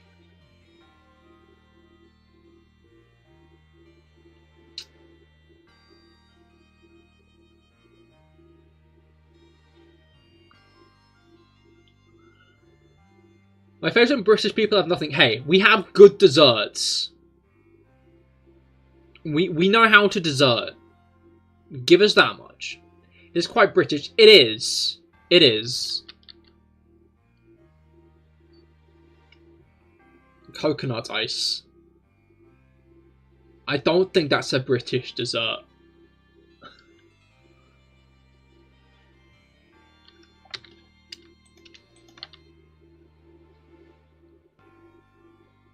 It is?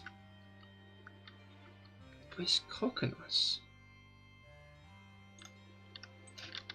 Coconut ice. Oh, it's like ice squares of coconut. What the hell? Huh.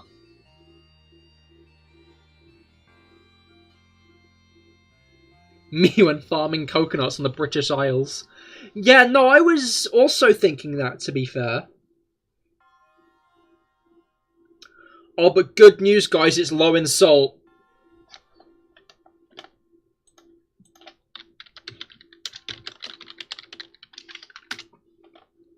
tried to write British desserts, which there is one of those, but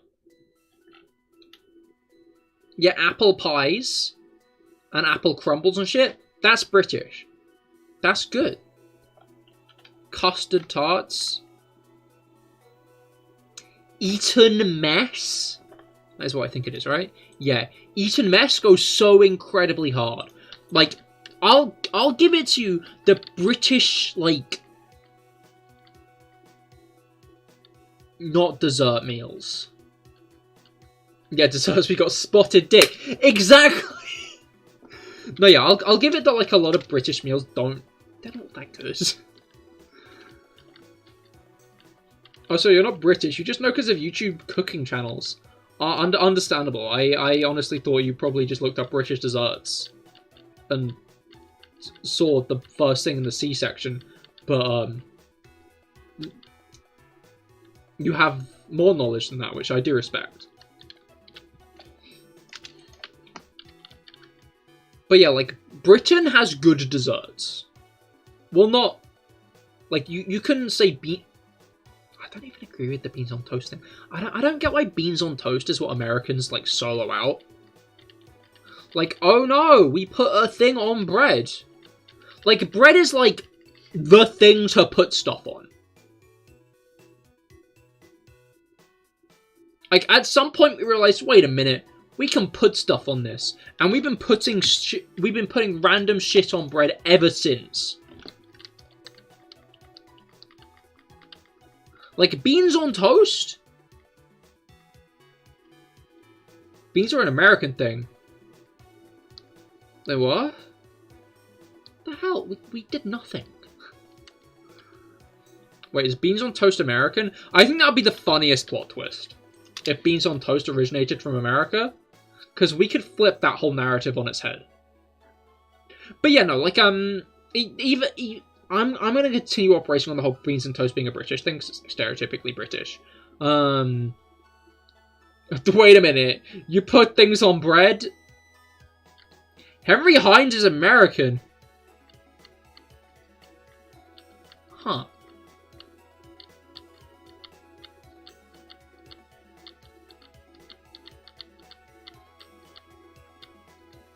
Huh. I see, thank you.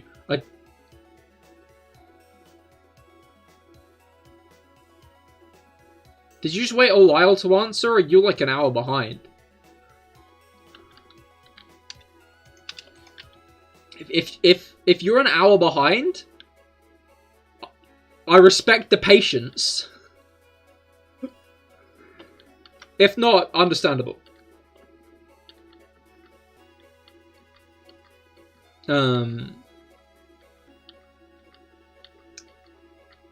But yeah, no, like,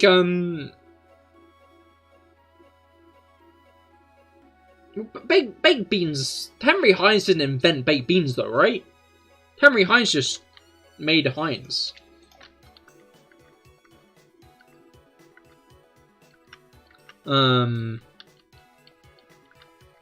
Like, what's it called? Yeah. That's the brain thought I've been trying to have. Beans on toast. I just don't get the mass hatred towards it. I just don't. Like, like, beyond just knee-jerk reaction, oh, that's a weird thing. Like, bread is just the you put stuff on it thing. Like, so I just don't see how putting beans on it is that far-fetched a thing. And I want to be clear. I don't care that much about beans on toast.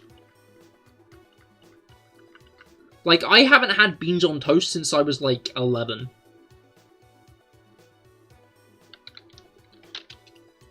Like, so I'm not, like, spiritually invested in beans on toast being perceived as good. I just don't get why that's, like, the one thing Americans target. I don't get why, like, they're like, oh, beans on toast. Yeah, he made the putting the sauce with the bean. That originates in America. Huh.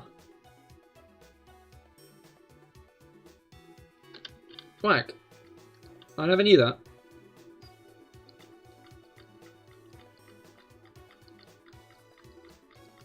But yeah, we'll never understand the beans on toast hate specifically.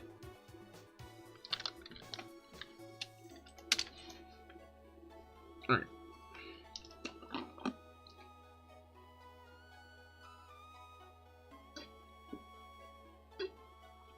One thing you think of with beans on toast is the video of the two kids falling over because they hear the ice cream ban.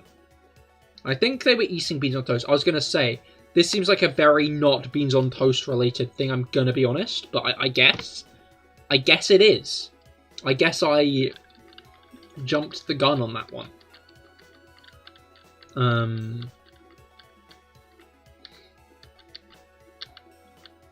But yeah, anyway, British desserts are good. Love a good British dessert. Love a great British dessert. They're good stuff. We'll stand by it. Just stop the video, and that is for sure beans on toast. Wonderful. You should send it to the Discord so we can all see it.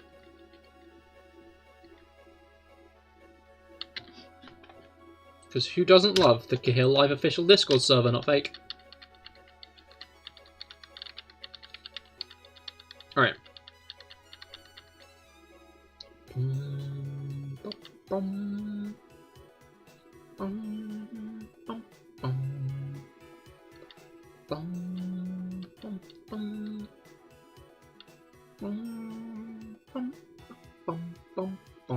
Alright. Vibe break over. Apparently beans on toast was conceived by one of Heinz executives in 1927, but you don't know if that was in the UK or America. There is a world not too far from this one where beans on toast, it might be this one, where beans on toast is an American creation. Not even 100 years ago. I mean, like, sliced bread isn't even that old, right?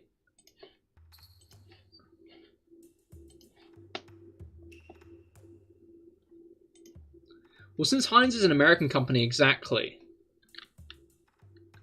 Some sources say it was in America. Beans on toast is American.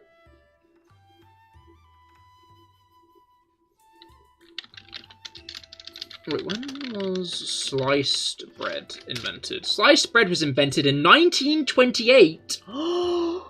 Beans on toast has been around longer than sliced bread? That means that beans on toast isn't the best thing since sliced bread, because sliced bread is the best thing since beans on toast.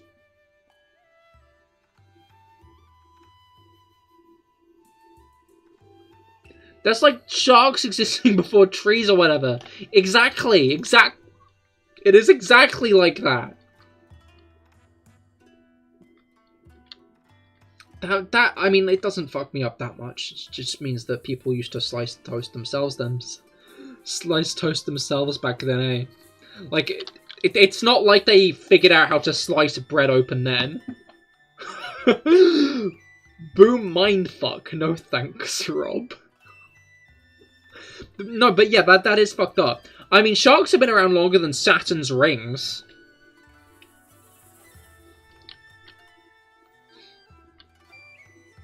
Oh no, they actually ate the hollows. Oh yeah, no, they did, didn't they? Beans on toast back then was just, beans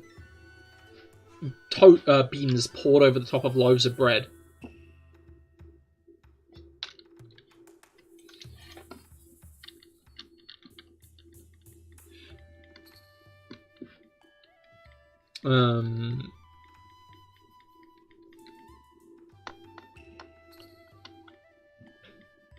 Cool. Brain has reactivated, reinitiated. Ignore the fact it uninitiated for a second there. It does that often. Alright.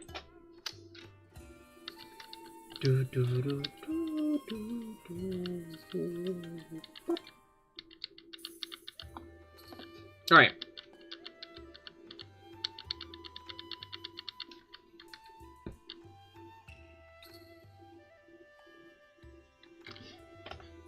But yeah, when you like look back at history, how shit lined up is whack. Like, there are points in human history where they looked up at the night sky and it did fundamentally look different.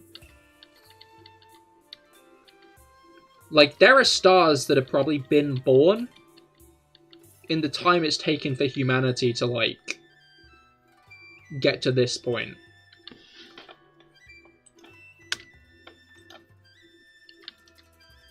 I wonder what the youngest star in the sky is.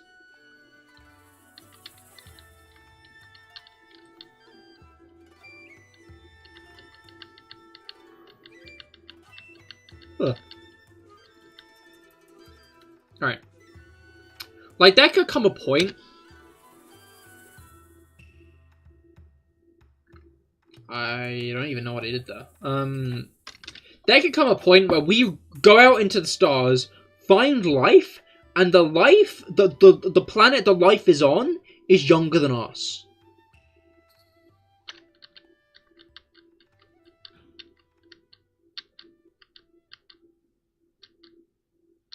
Right.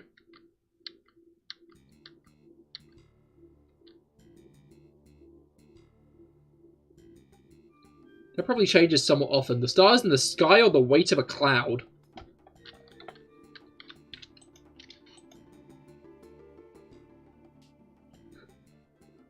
Oh, could you have two? You're a little thirsty, thanks. Oh, hi, Missy. Bye, Missy. Youngest star in the sky. I mean, that's a fair point. But I wonder how often it changes, you know?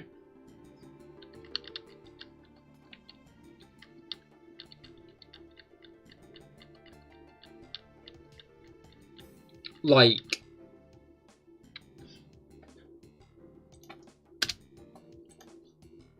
How often? How often?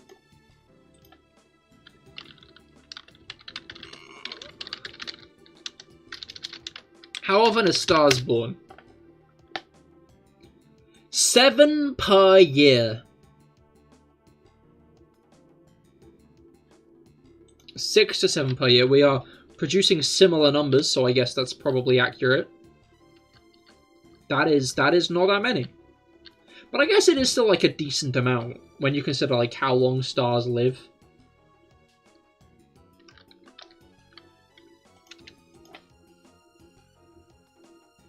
Because like those guys live a while, you know. Those guys have pretty long lives. Like even like the shorter lived ones still live like 1 billion years.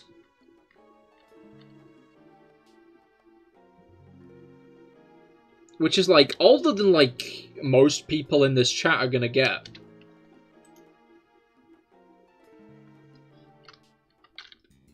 Just 1 billion. There are some like the big blue stars. They don't live that long at all. They have really short lifespans in like comparison to like the sun.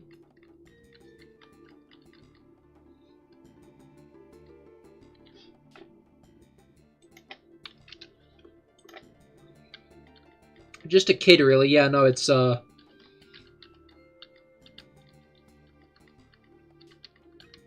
of like the big stars are dogs, and the small stars, the medium stars are like, I don't know, people, and the little stars are tortoises. And please don't take that scale, that way of measuring or comparing stars anywhere else. So potentially there's a chance that the sun could be born, as well in those 7 years.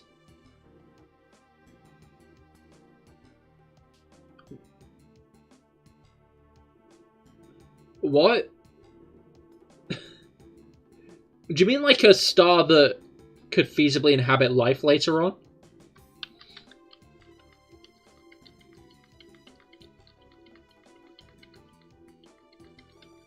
Well, not the star itself inhabiting life, but like a star that will be the center of a system that later on inhabits life. Is that what you mean?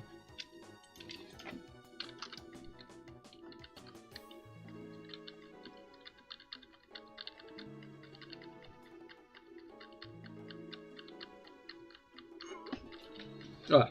But yeah, no, it fucked me up to learn, like, the big stars live less time, though. Because they do, they have, like, significantly shorter lifespans. The bigger the star is, the shorter it lives. And that's whack. I don't know, I just really hope that Betelgeuse goes... Well, I guess it doesn't even need to be Betelgeuse, you know? I want to see a supernova in my lifetime, that's what I'm getting at. That's what I mean. At some point in my life, I think it'd be cool to see a supernova in the night sky. Because, like, that just lights up the sky for, like, a few days, you know?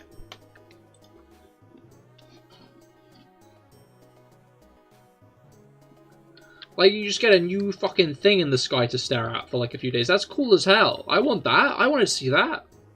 That's, like, the issue with, like, astronomical events. That's the issue with space in general.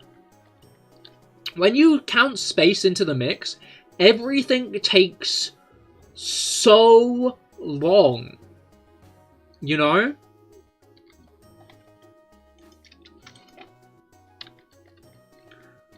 We know that the sun is a star, correct? What happens if just a random star is born somewhere close by that becomes another sun?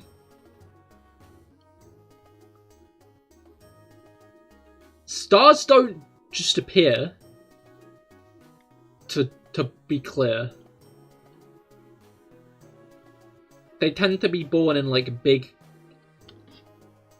conglomerations of, like, dust and gases that get a bit too heavy and all collapse into each other. So if you're trying to say, like... I think what he means is, could a star form that's close enough that it becomes another sun in the sky? And I don't think there's enough material nearby to form another star like that. And I think even if there was another star in the solar system, I don't think it would even appear during the day. Like, you gotta consider, like, Neptune and shit, the sun is minuscule. The sun is the biggest star in the sky on Neptune, but, like, it's not big by any means.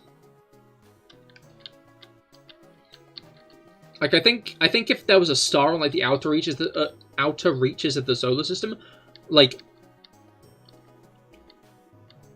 you wouldn't be able to tell by the naked eye that it's that close. You'd have to use, like, a telescope.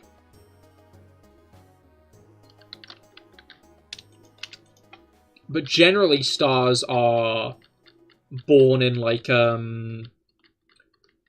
areas with, like, a lot of elements around. Wait, okay, let me... 87% on tiers, hell yeah, congratulations, Aim. But yeah, but basically, from what I understand, I might be wrong on this, but I'm pretty sure this is how it works. A big star, supernova, spreads elements all over. Which then kind of, like, coagulate, and then when... Are they like that? Okay, I know stars get their elements from supernovas, but I'm not sure if one supernova makes a nebula. And basically, nebulas, I think...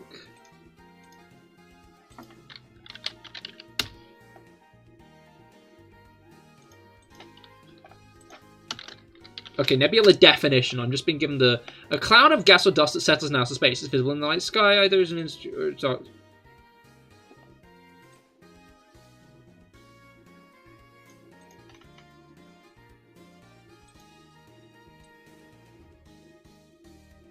Okay, yeah, so nebulas are made by supernova, and stars form in nebulas.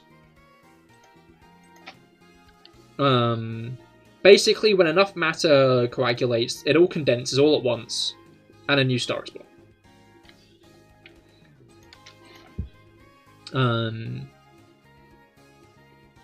But it has to get big enough, and it has to start undergoing nuclear fission, and if it fails that, it becomes a brown dwarf.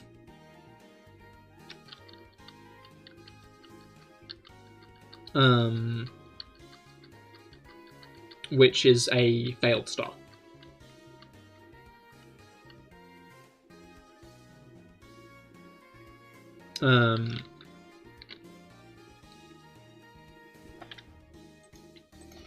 Yeah. Wish granted. The sun will explode next year. But the sun exploding won't be a supernova, Mango. It'll be a regular nova. So that's not my wish being granted. Sorry to say it. Whoa, that kind of knows space things. I do! I'm kind of knowledgeable on space.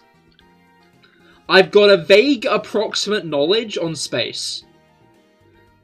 Because sometimes I just go through phases of watching a bunch of videos about space. Explaining how shit works up there, and I love that shit. It's so cool. But, like, again, my issue is everything in space takes so long to happen. You know? Like, the moment you go to the galactic scale, everything takes, like, 1,000,000 years at least. Like, a quick time in galactic scale is like 1,000,000 years.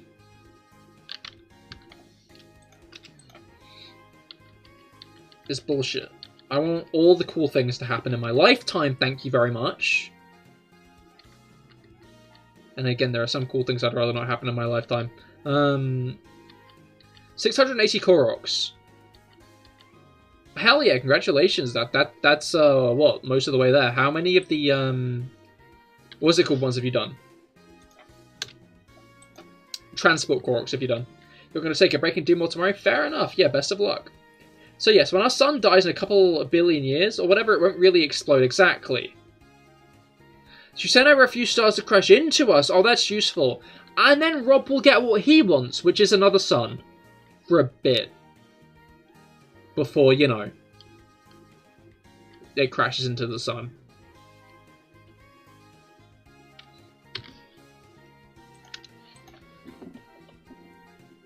But yeah, to be fair, suns have passed through our solar system.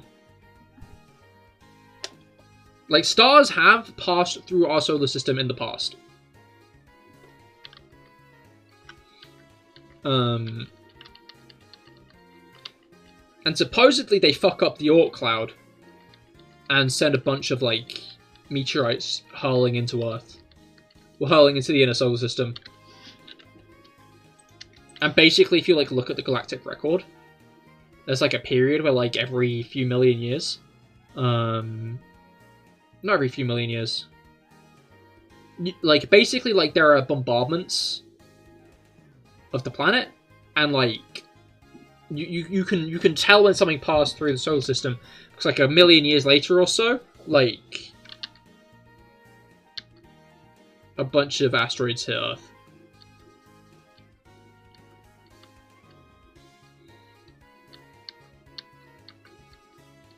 What's good about the EV event? It's EV.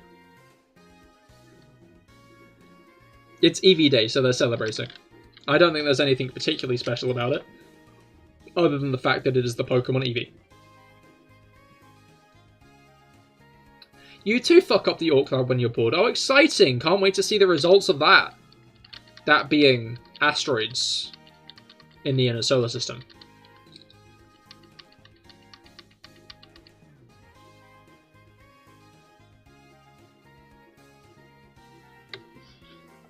Christmas Eevee? I mean, I guess not quite, because it's... what's it called?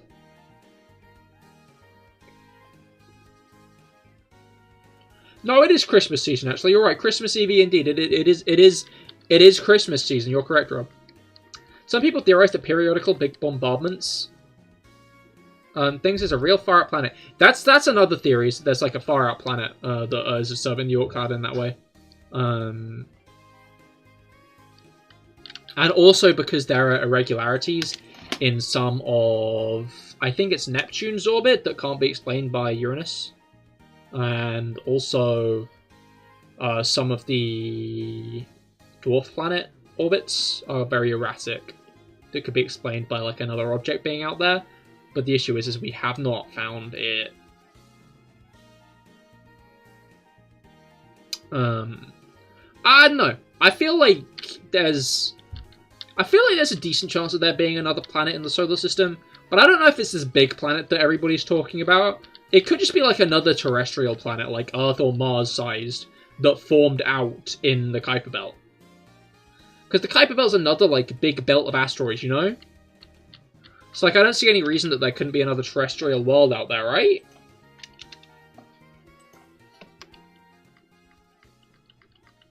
Like, I feel like that's reasonable to assume.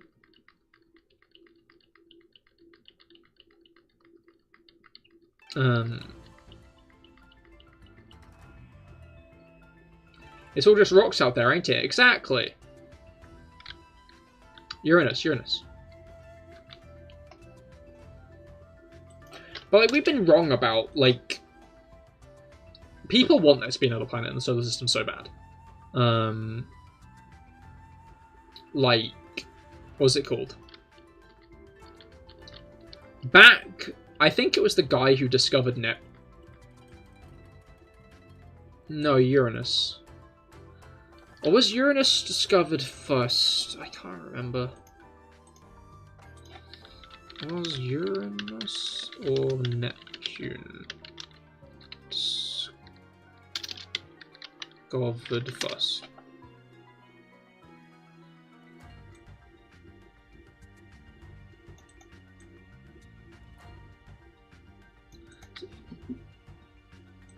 (1781) was... Okay. Your anus was discovered first. I don't think that was discovered in 1781, so I'm going to say it wasn't. I think Uranus was discovered first. So yeah, Neptune was basically Uranus was discovered, and its orbital path wasn't like all that accurate. So some people came along and figured out, like, I think it was mostly one guy, figured out, like, oh, wait a minute, that means that there'd be another planet here.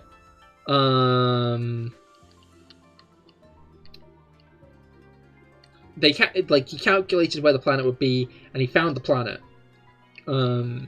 After that, he got cocky, and was like, oh, I know, I think there's another planet next to the sun. He thought there was another planet closer to the sun than Mercury, and spent the rest of his life trying to find it.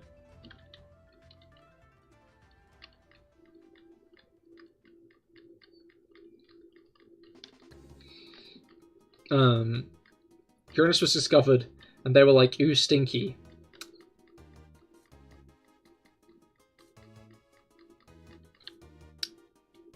Glad we only have highbrow comedy here in the CahirLIVE chat. Well, that was silly. It was a bit. I guess he was just high off, like, the fact he discovered one, and he wanted to be the person to discover multiple. Because you don't really get the opportunity like that often, to be, like, a person to be like, yeah, I discovered multiple planets in the solar system.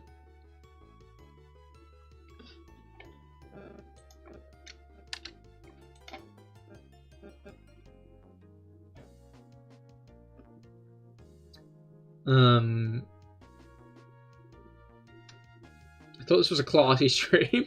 Exactly. Who didn't think this was a classy stream, you know?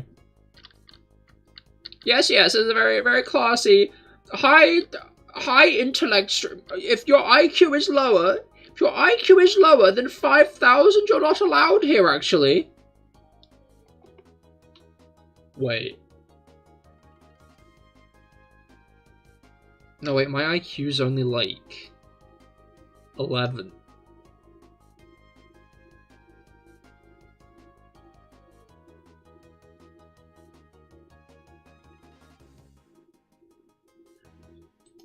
I took another test. It's actually 5,001. Ha ha ha ha.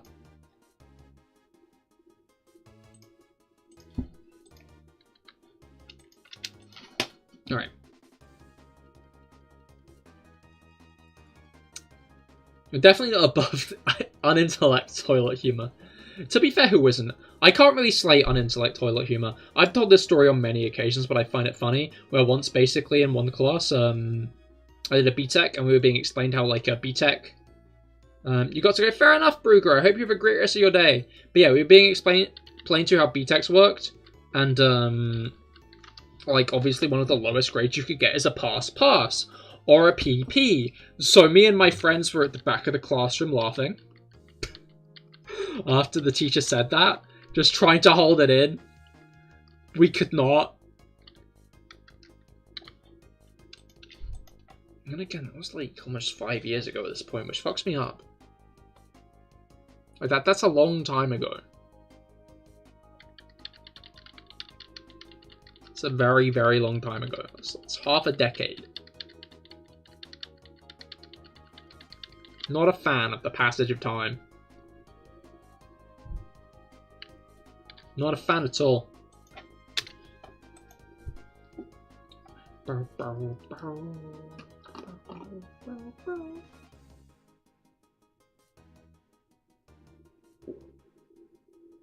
Yeah, you'd be laughing at that for sure.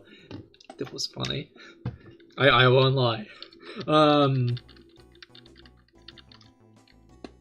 But yeah, planet stuff fascinates me. Space is so cool. Like, there's just like a whole lot up there, you know? Like, everything we've ever known here on Earth right now, there's like more of that out there.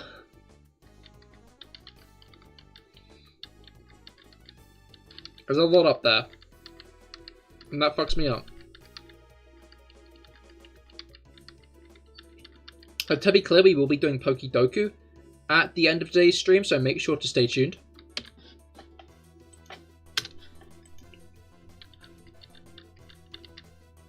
If you want to watch some Pokidoku. Love a good bit of Pokidoku. I Pokidoku.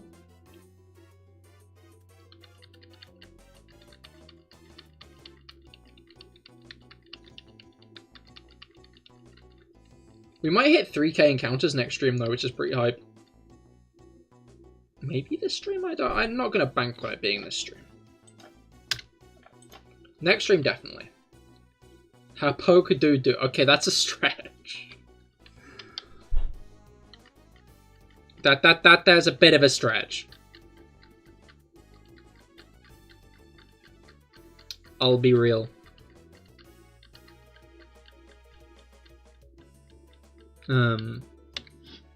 Alright.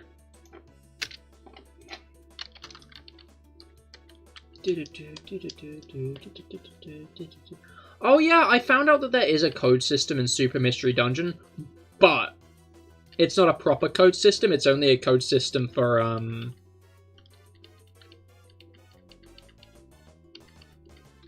it's only a code system for getting items, which is kind of boring.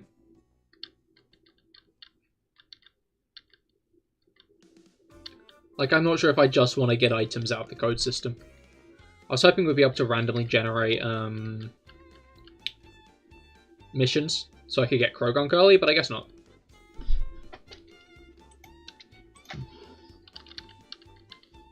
I guess that is not an option. I just realized we've already gotten to the point.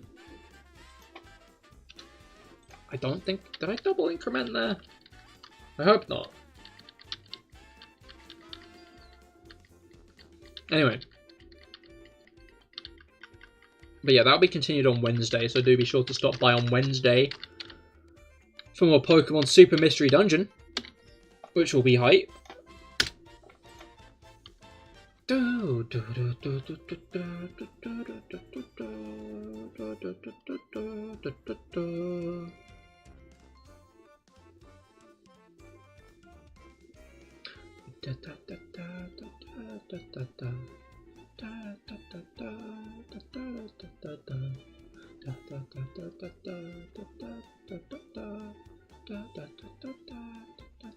Sorry, my brain is doing a thing where I just hum along to the music.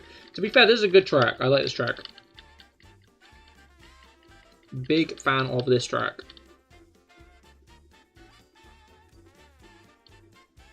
Good music. Good soup. Alright.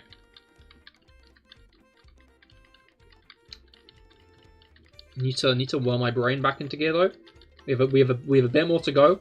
I'll probably do about half an hour more of shiny hunting, and then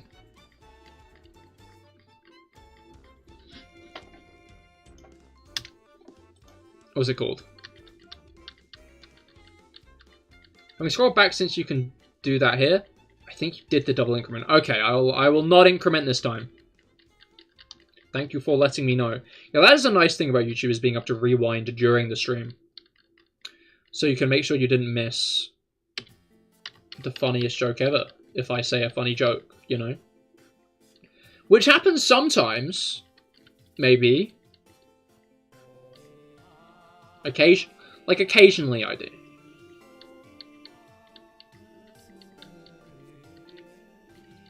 But yeah, what was it called? Yeah, I need to do a better job at writing. I was gonna say another thing, but yeah, my handwriting's awful. Like, I should have gone to med school. My handwriting's so bad.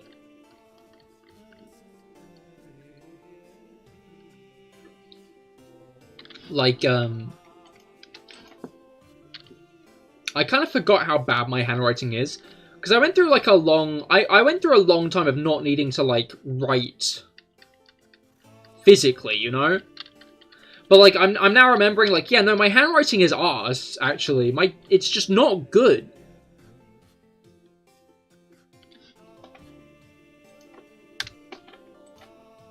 Like, I was allowed use of computer in exams in secondary school.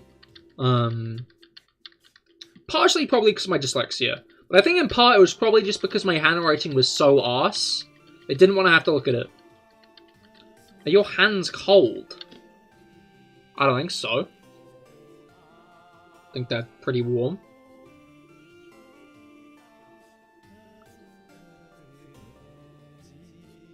I guess it's kind of hard to, like, compare how warm something is compared to yourself, though, is the issue, you know? Because, like, you and your hands are probably going to be within, like, a similar temperature range. Like, your hands aren't going to be that much colder than you are, because they're on your body. Like, they're going to be a little bit colder, for sure. But, like, I don't think they're going to be that much colder, right? Like, you just kind of can't tell. Same with feet. Your hands are warm. You saying that with confidence after the thing I just said worries me how you came to this conclusion. Maybe it shouldn't, but it does.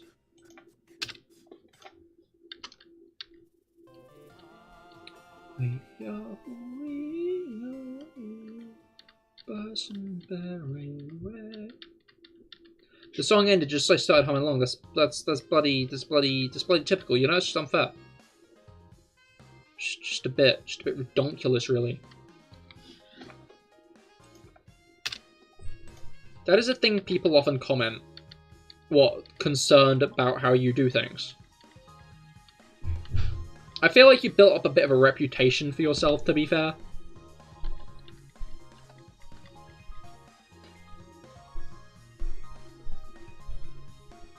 Now, about your warm hands. Oh, understandable. I retract previous statements, maybe. You know what? You've also built a reputation for yourself for that, to be fair. That people keep telling you it. Why do people why do people want to hold your hand so much, Mango? That's my next question. Why do people like holding your hand? Because they are warm. That makes sense, actually. Now that you say that, yeah, I can see why.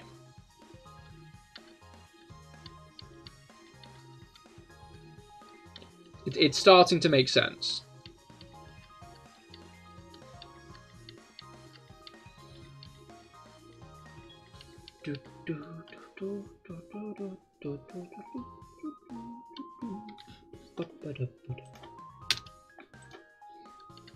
Right.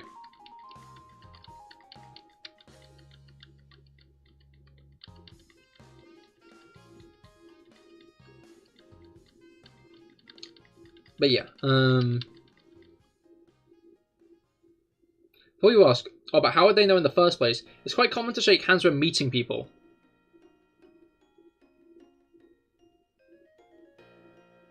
That's a fair point. I guess I can't slate that.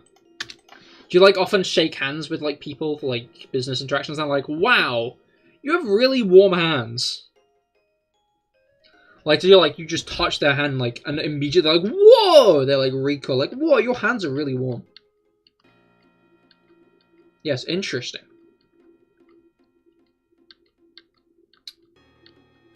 Maybe you should consider cooling your hands down. Or do you like getting... do you like getting comments on your warm hands?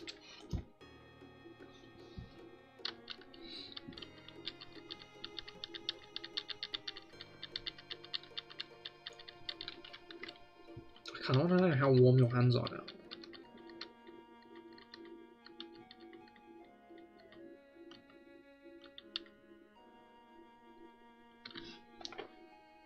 There's not like there's much you can do about it. You could constantly hold an ice pack. You could put a bunch of ice cubes in your pockets and constantly keep your hands in your pockets. You could move to the Arctic.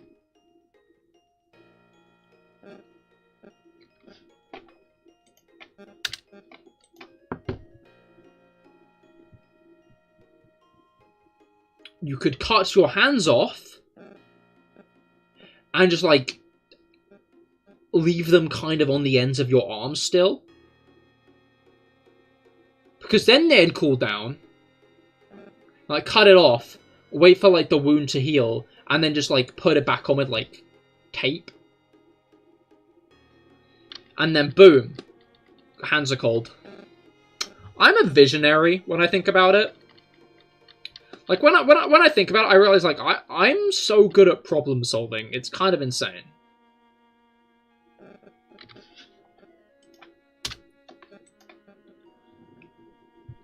You're already there. Yo.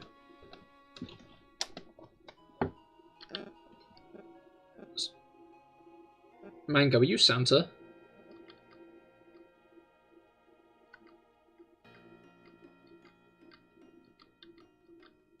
You sure have some of the ideas of all time? I do! I do!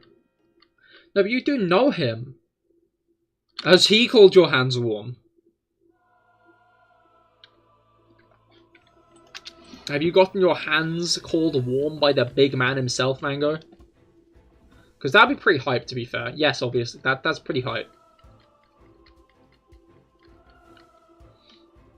It must, like, be annoying to be Santa...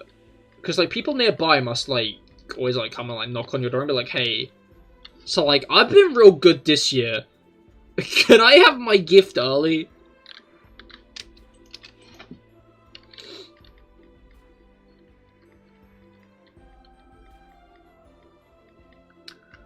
Like, it's fucked up, because Santa lives in the one with the polar bears. Like, you'd expect Santa to live in, like, the one with the penguins. You know? Like, you'd expect Santa to be like, yeah, no, penguins are cool, I'm gonna live with the penguin. But no, he lives with the polar bears. You don't want to know what happens to those people? I mean, I kind of do. You see, now you piqued my interest. And I do want to know.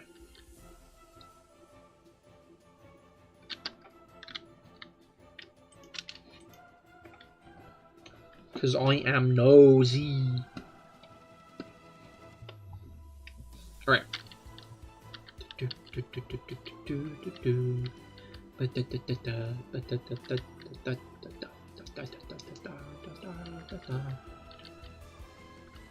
Well, obviously you've already mentioned one of the main ones.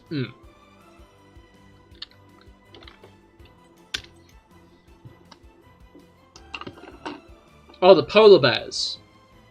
That's smart. Did Santa invent polar bears to keep people away from his house?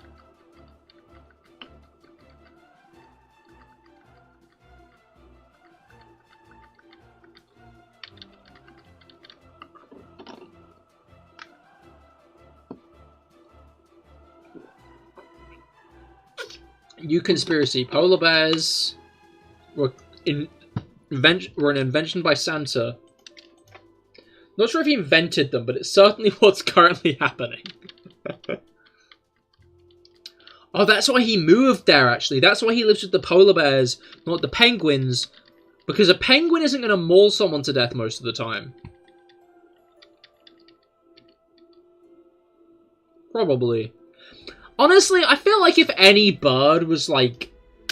If any bird had a high kill count, I'd put penguins and seagulls up there, you know?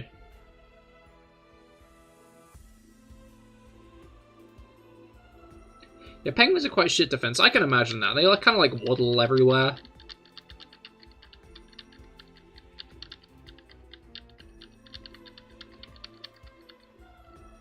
Like they don't yeah. Sorry, halfway through that sentence, I remembered Surf's Up. And that's been being gassed up a lot lately, which is fair. But you know what I don't hear being gassed up much? Happy Feet.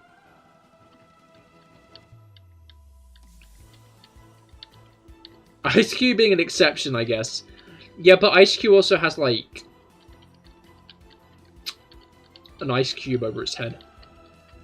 Like, I think if you put an ice cube over a penguin's head, it would die. But it'd be really hard to damage its head.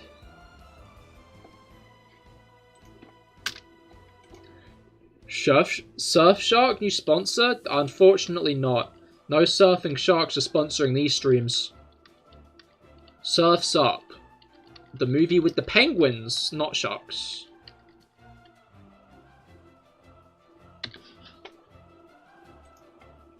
Give it breathing holes. Honestly, I wasn't even thinking about suffocation. I was just thinking that if you had, like, something that cold over your head, you'd probably, like, die.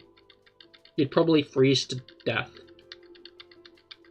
Maybe you wouldn't. Maybe you'd, like, be incubated like Walt Disney. And then the ice would melt.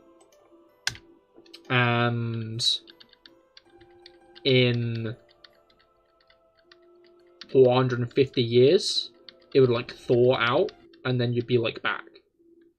And then... You see, this is where I describe the plot of Futurama. But I'm gonna be honest, I've not seen enough of Futurama to describe the plot of Futurama.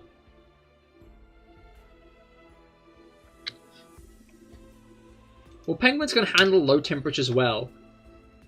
Yeah, but, like, there's a difference between low temperatures and an ice cube being over your head.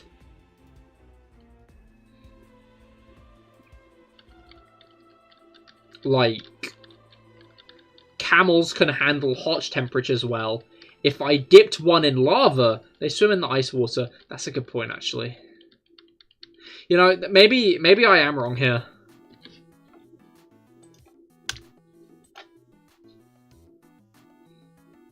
I feel like we should get a penguin, get an ice cube, freeze the ice cube over the penguin's head and see if it dies. That might be a bit inhumane, actually. I'll have to add that one to, like, the should check with law enforcement.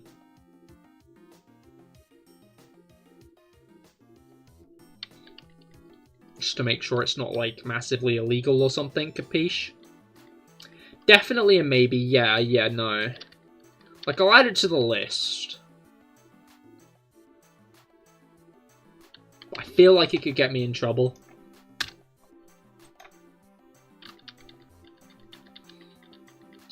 Bow, bow, bow, bow, bow.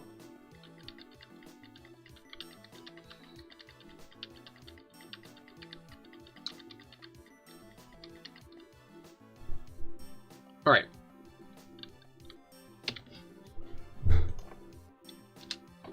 But yeah, almost 2,900, which is a pretty high number.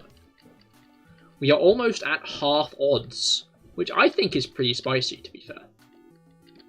It only took us, like, half a year.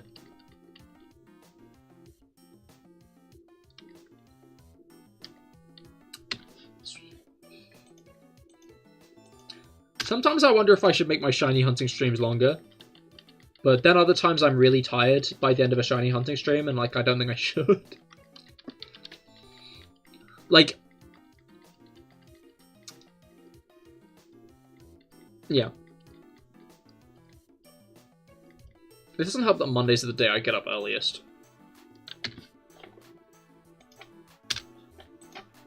Three of your direct neighbours were doing fireworks at the same time last night, and I feel like your hearing has been affected. Probably. Fireworks are really loud. I know. I feel like I've gone on the fireworks rant before, but I'm going to go on the fireworks rant again, because I don't like fireworks. I hate fireworks so much. Like, I can just about tolerate when they're, like, done in, like, a big, like, event where people are meant to, like, go and see them. Like, especially, like, garden fireworks. I just don't like it. Like, they just terrify the animals in the area, you know? It's just unfair on them. And, like, not even just pets, like, wildlife as well. Like, that they don't do well with fireworks because they're not built to, like... Yeah, they don't do well with fireworks, so it's just unfair on them. I just think it's all a bit stupid, really. You realise your rabbit kind of doesn't care, though? That's impressive. I feel like a rabbit is a kind of creature that would care. But then again, so is a cat, and mine doesn't. Like, which is funny, because she is scared of everything else. You know? Like, she is scared of her own shadow. She is not scared of fireworks. She is scared when you move a chair in her vicinity. Not scared of fireworks. Nor thunder, honestly. She's not deaf. She can definitely hear. Before, like, anybody kind of jumps to that conclusion, she is not deaf. Her hearing, her sense of hearing, assumably works fine. Yeah, like, she's definitely not deaf or anything. Yeah, I find animals who are just fine with loud noises funny. It's like, damn. Because it's always the ones you'd least expect. Out of sight, out of mind, I guess. I mean, yeah, but it's in ear, isn't it? Like, it's out of sight. It's in ear. Especially rabbits. Like, those guys have fucking giant ears. Like, they must hear that shit, right? Surely. I'm questioning it.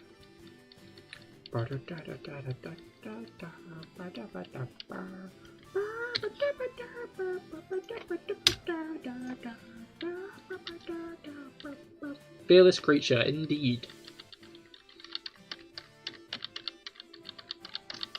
Alright. Rabbits are cool. I think it's funny when people, like, take videos of, like, their rabbits, like, burrowing in their garden. And they're like, what? Why have you done this? And it's like, I wonder why the rabbit burrowed in your garden. So, who knows why the rabbit did that? I can't understand why you wouldn't want it to do that, however. That seems like something you wouldn't want in your garden.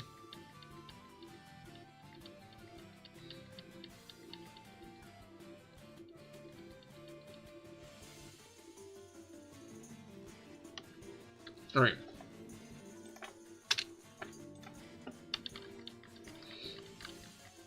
Alright. I already said that one. It's fine, just fill it up when it gets too deep. I mean, I was going to say fill it with water, but I feel like that is also not a good idea. I feel like filling a burrow is probably difficult, though. You're more likely to just create an air pocket down there, right?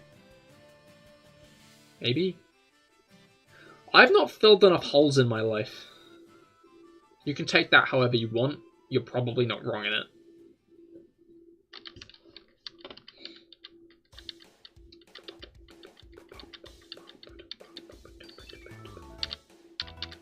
You know, I play this about 2 hours now. I need to extend it. I feel like I feel like it's a moral duty. I feel like it's a moral duty to, like, extend my playlist just another half hour. So, like, I only need one playlist and it doesn't loop the entire stream. That would be kind of cool. It seems to work out okay. Oh, okay, you actively do this. Let me know if you ever have a sinkhole, Felix. Just out of curiosity. Like, I'm not saying you're gonna get one, but like, if theoretically you ever got a sinkhole, just let us know. I would be interested to know if you got a sinkhole.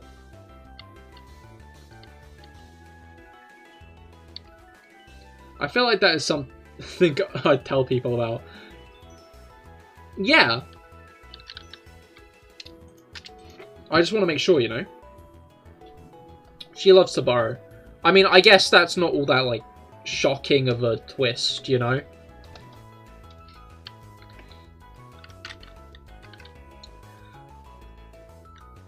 I guess most rabbits probably do, right?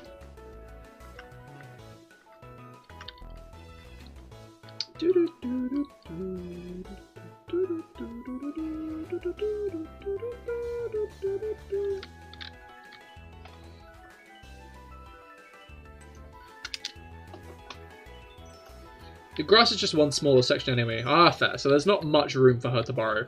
Or do you have flower beds? Because we have flower beds. The cat likes the flower beds.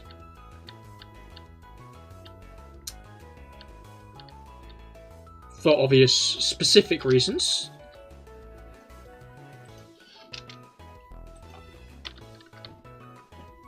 Speaking of, she is on my bed right now. Snoozing. A male rabbit never did. Guess it's a girl thing? I feel like it could just be like a random trait. Or maybe you're right. I don't know enough about rabbits to vet this. Get it? Vet! Ha ha ha.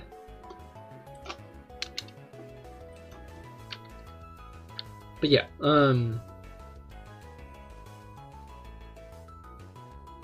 I find it funny how many creatures humans have just decided, yeah, we'll look after this guy, you know?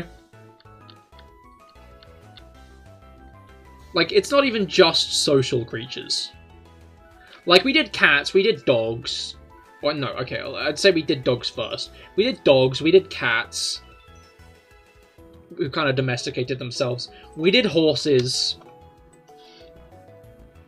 Like, we got a bunch of, like, social creatures. But, like, lizards. We got lizards. Birds are social creatures, to be fair. We got those. I don't know if rabbits are... I feel like rabbits are social, right? Snails. Spiders. Crows are very smart. They are. I don't think we've domesticated... No, I've seen some videos of people with crows.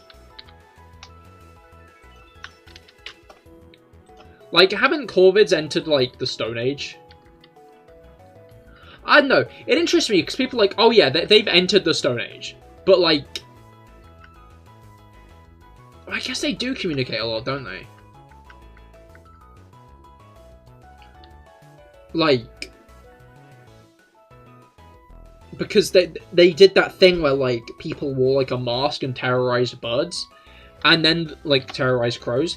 And then the crows from other, like, flocks started noticing.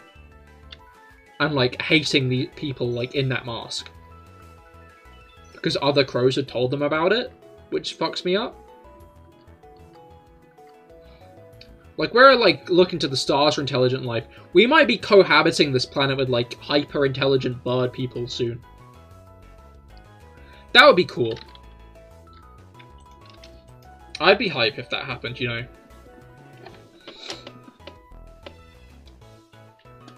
Maybe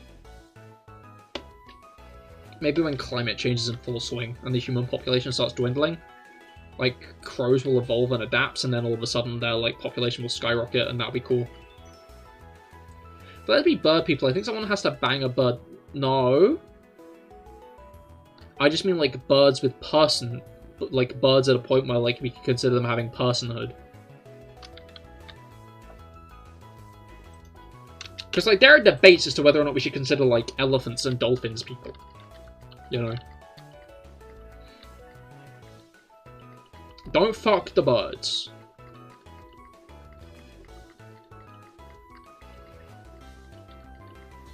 That's what I'm saying. Don't fuck the birds.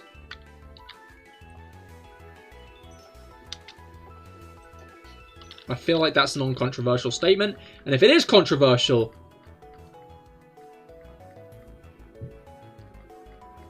Cahir tip of the day, exactly. I just mean, like, crows, I feel like they're getting to the point where, like, they're smart enough that they could be considered people.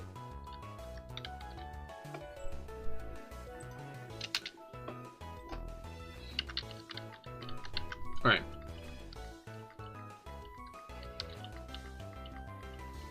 No. Thought there was a sneeze. There was not a sneeze. There were no sneezes here. There were no sneezes.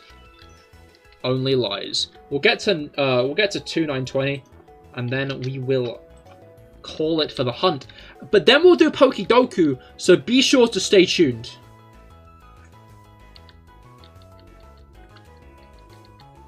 Because who doesn't love a good bit of Pokidoku? I love a good bit of Pokidoku. I have been enjoying Pokidoku a lot, actually. I think Pokidoku is pretty cool. Maybe I should start tweeting out my Pokidoku results. Who knows? I will consider.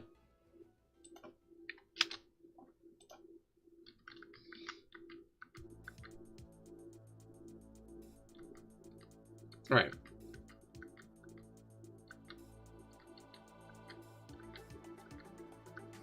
How many times will he say Pokidoku? A lot more. Pokidoku, Pokidoku, Pokidoku, Pokidoku, Pokidoku, Pokidoku, Pokidoku, Pokidoku, Pokidoku. Okay, I've said enough. I've bolstered the counter by like 6, and that's enough for me. For now, because I will be saying Pokidoku more when I'm playing it, obviously.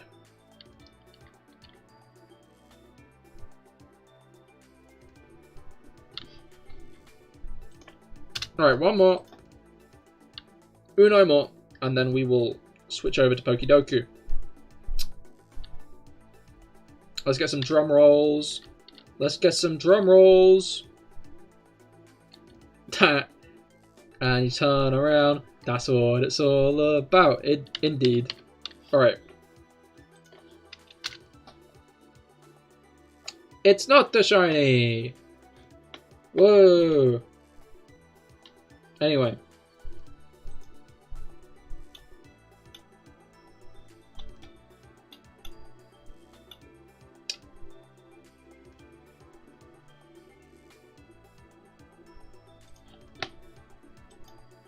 Let's shut that down.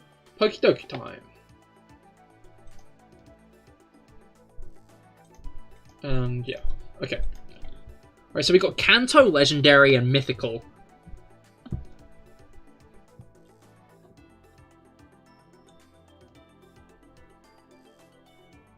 Isn't the only Mega Evolution Mythical Pokemon Diancie?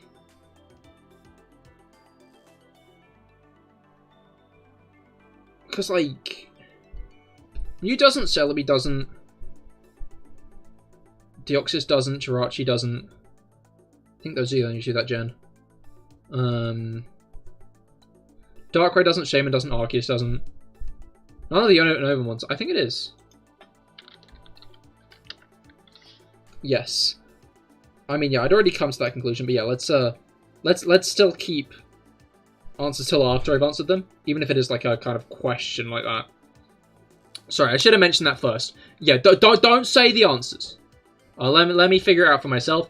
Talk about the answers for the spaces I filled in after, all you want, but not before. Alright, then Legendary,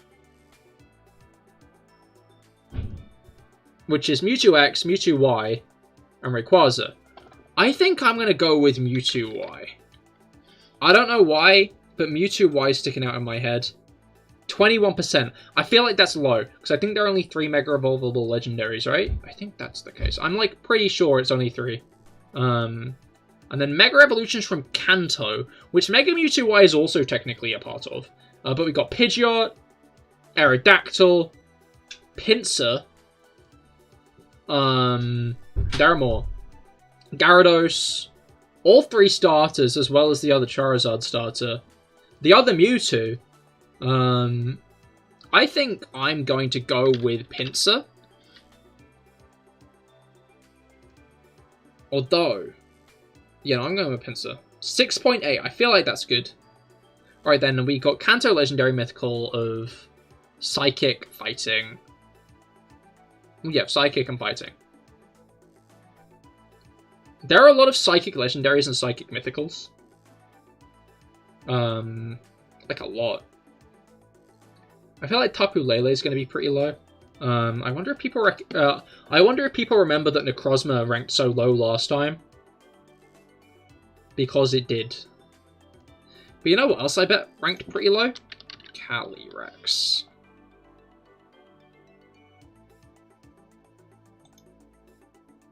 %, you love to see it. Alright. And then Psychic Mythicals. Which is Mew, Celebi, Jirachi. Wait, so a low number's better? Yes.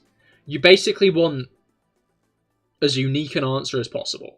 So this unique ranking, the lower that gets, the better your score is overall. But yeah,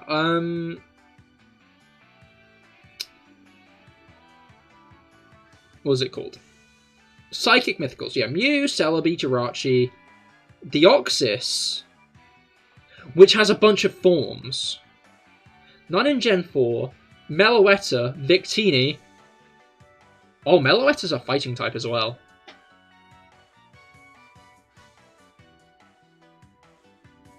It's no, Zorora's dog, right? I think so.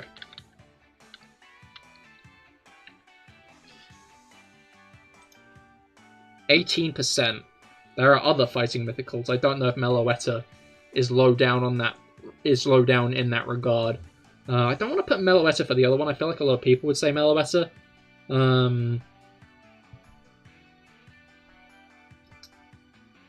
There are no Poldean mythicals, which kind of fucks me up. Wait, give me a moment.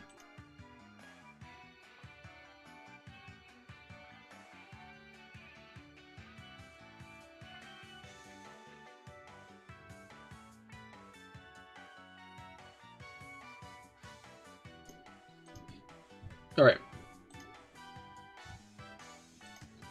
Right, so what do the things on the right mean? Unique is the uniqueness rank, so that's how high a score you are. Points is how many, like, correct guesses you've gotten. Like, how many plots you've filled out correctly. And PP is the remaining guesses. Alright. I also need to think of Kanto, Psychic, and Fighting types, but I'm thinking of the Mythicals first.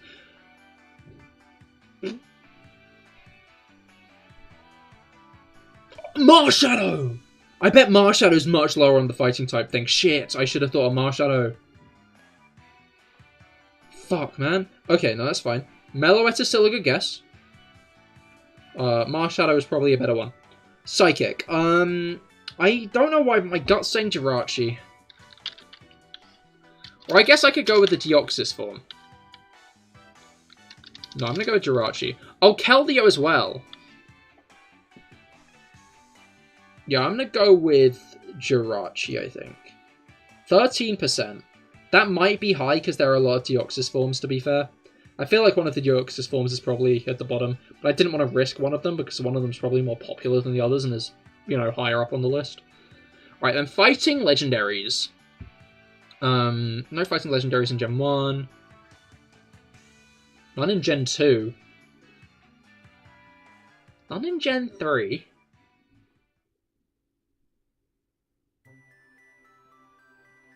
Are there any in Gen 4 either? Gen 5 has all the Swords of Justice.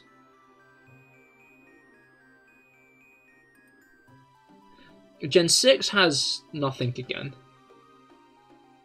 Gen 7 has... Ultra Beasts aren't legendaries in this. They don't count under legendaries.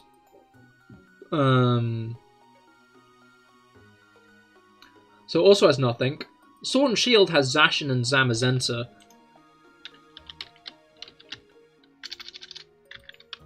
I'm gonna go regular Zamazenta. 4.9. That's kind of low. We'll find out. Uniqueness is 300 at the moment. What did I get last time? Did I say what I got last time? I can't remember. Yeah, no, 100 is what I kind of want, but I'm not getting that low yet. So I think I might end up with a kind of high ranking this time, I'm going to be honest. I guess it depends what I do for the final two. Okay, Psychic and Fighting types.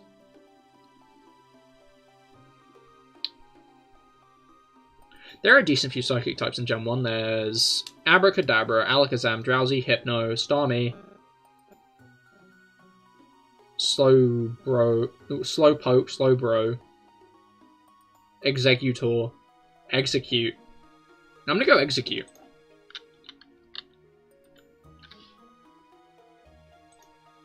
.3%. I feel like that's pretty low, because there aren't loads.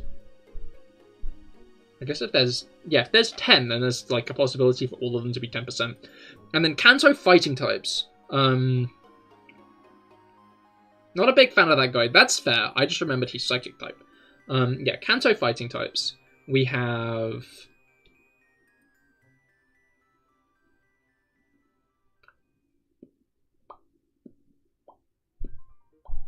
eggs, exactly, yeah. Now we have Machop, Machoke, Machamp, Hitmonlee, Hitmonchan. There are so few fighting types in Generation 1 that Bruno can't even have a full team of fighting types. So that's kind of in my mind. Oh, you know who I might put?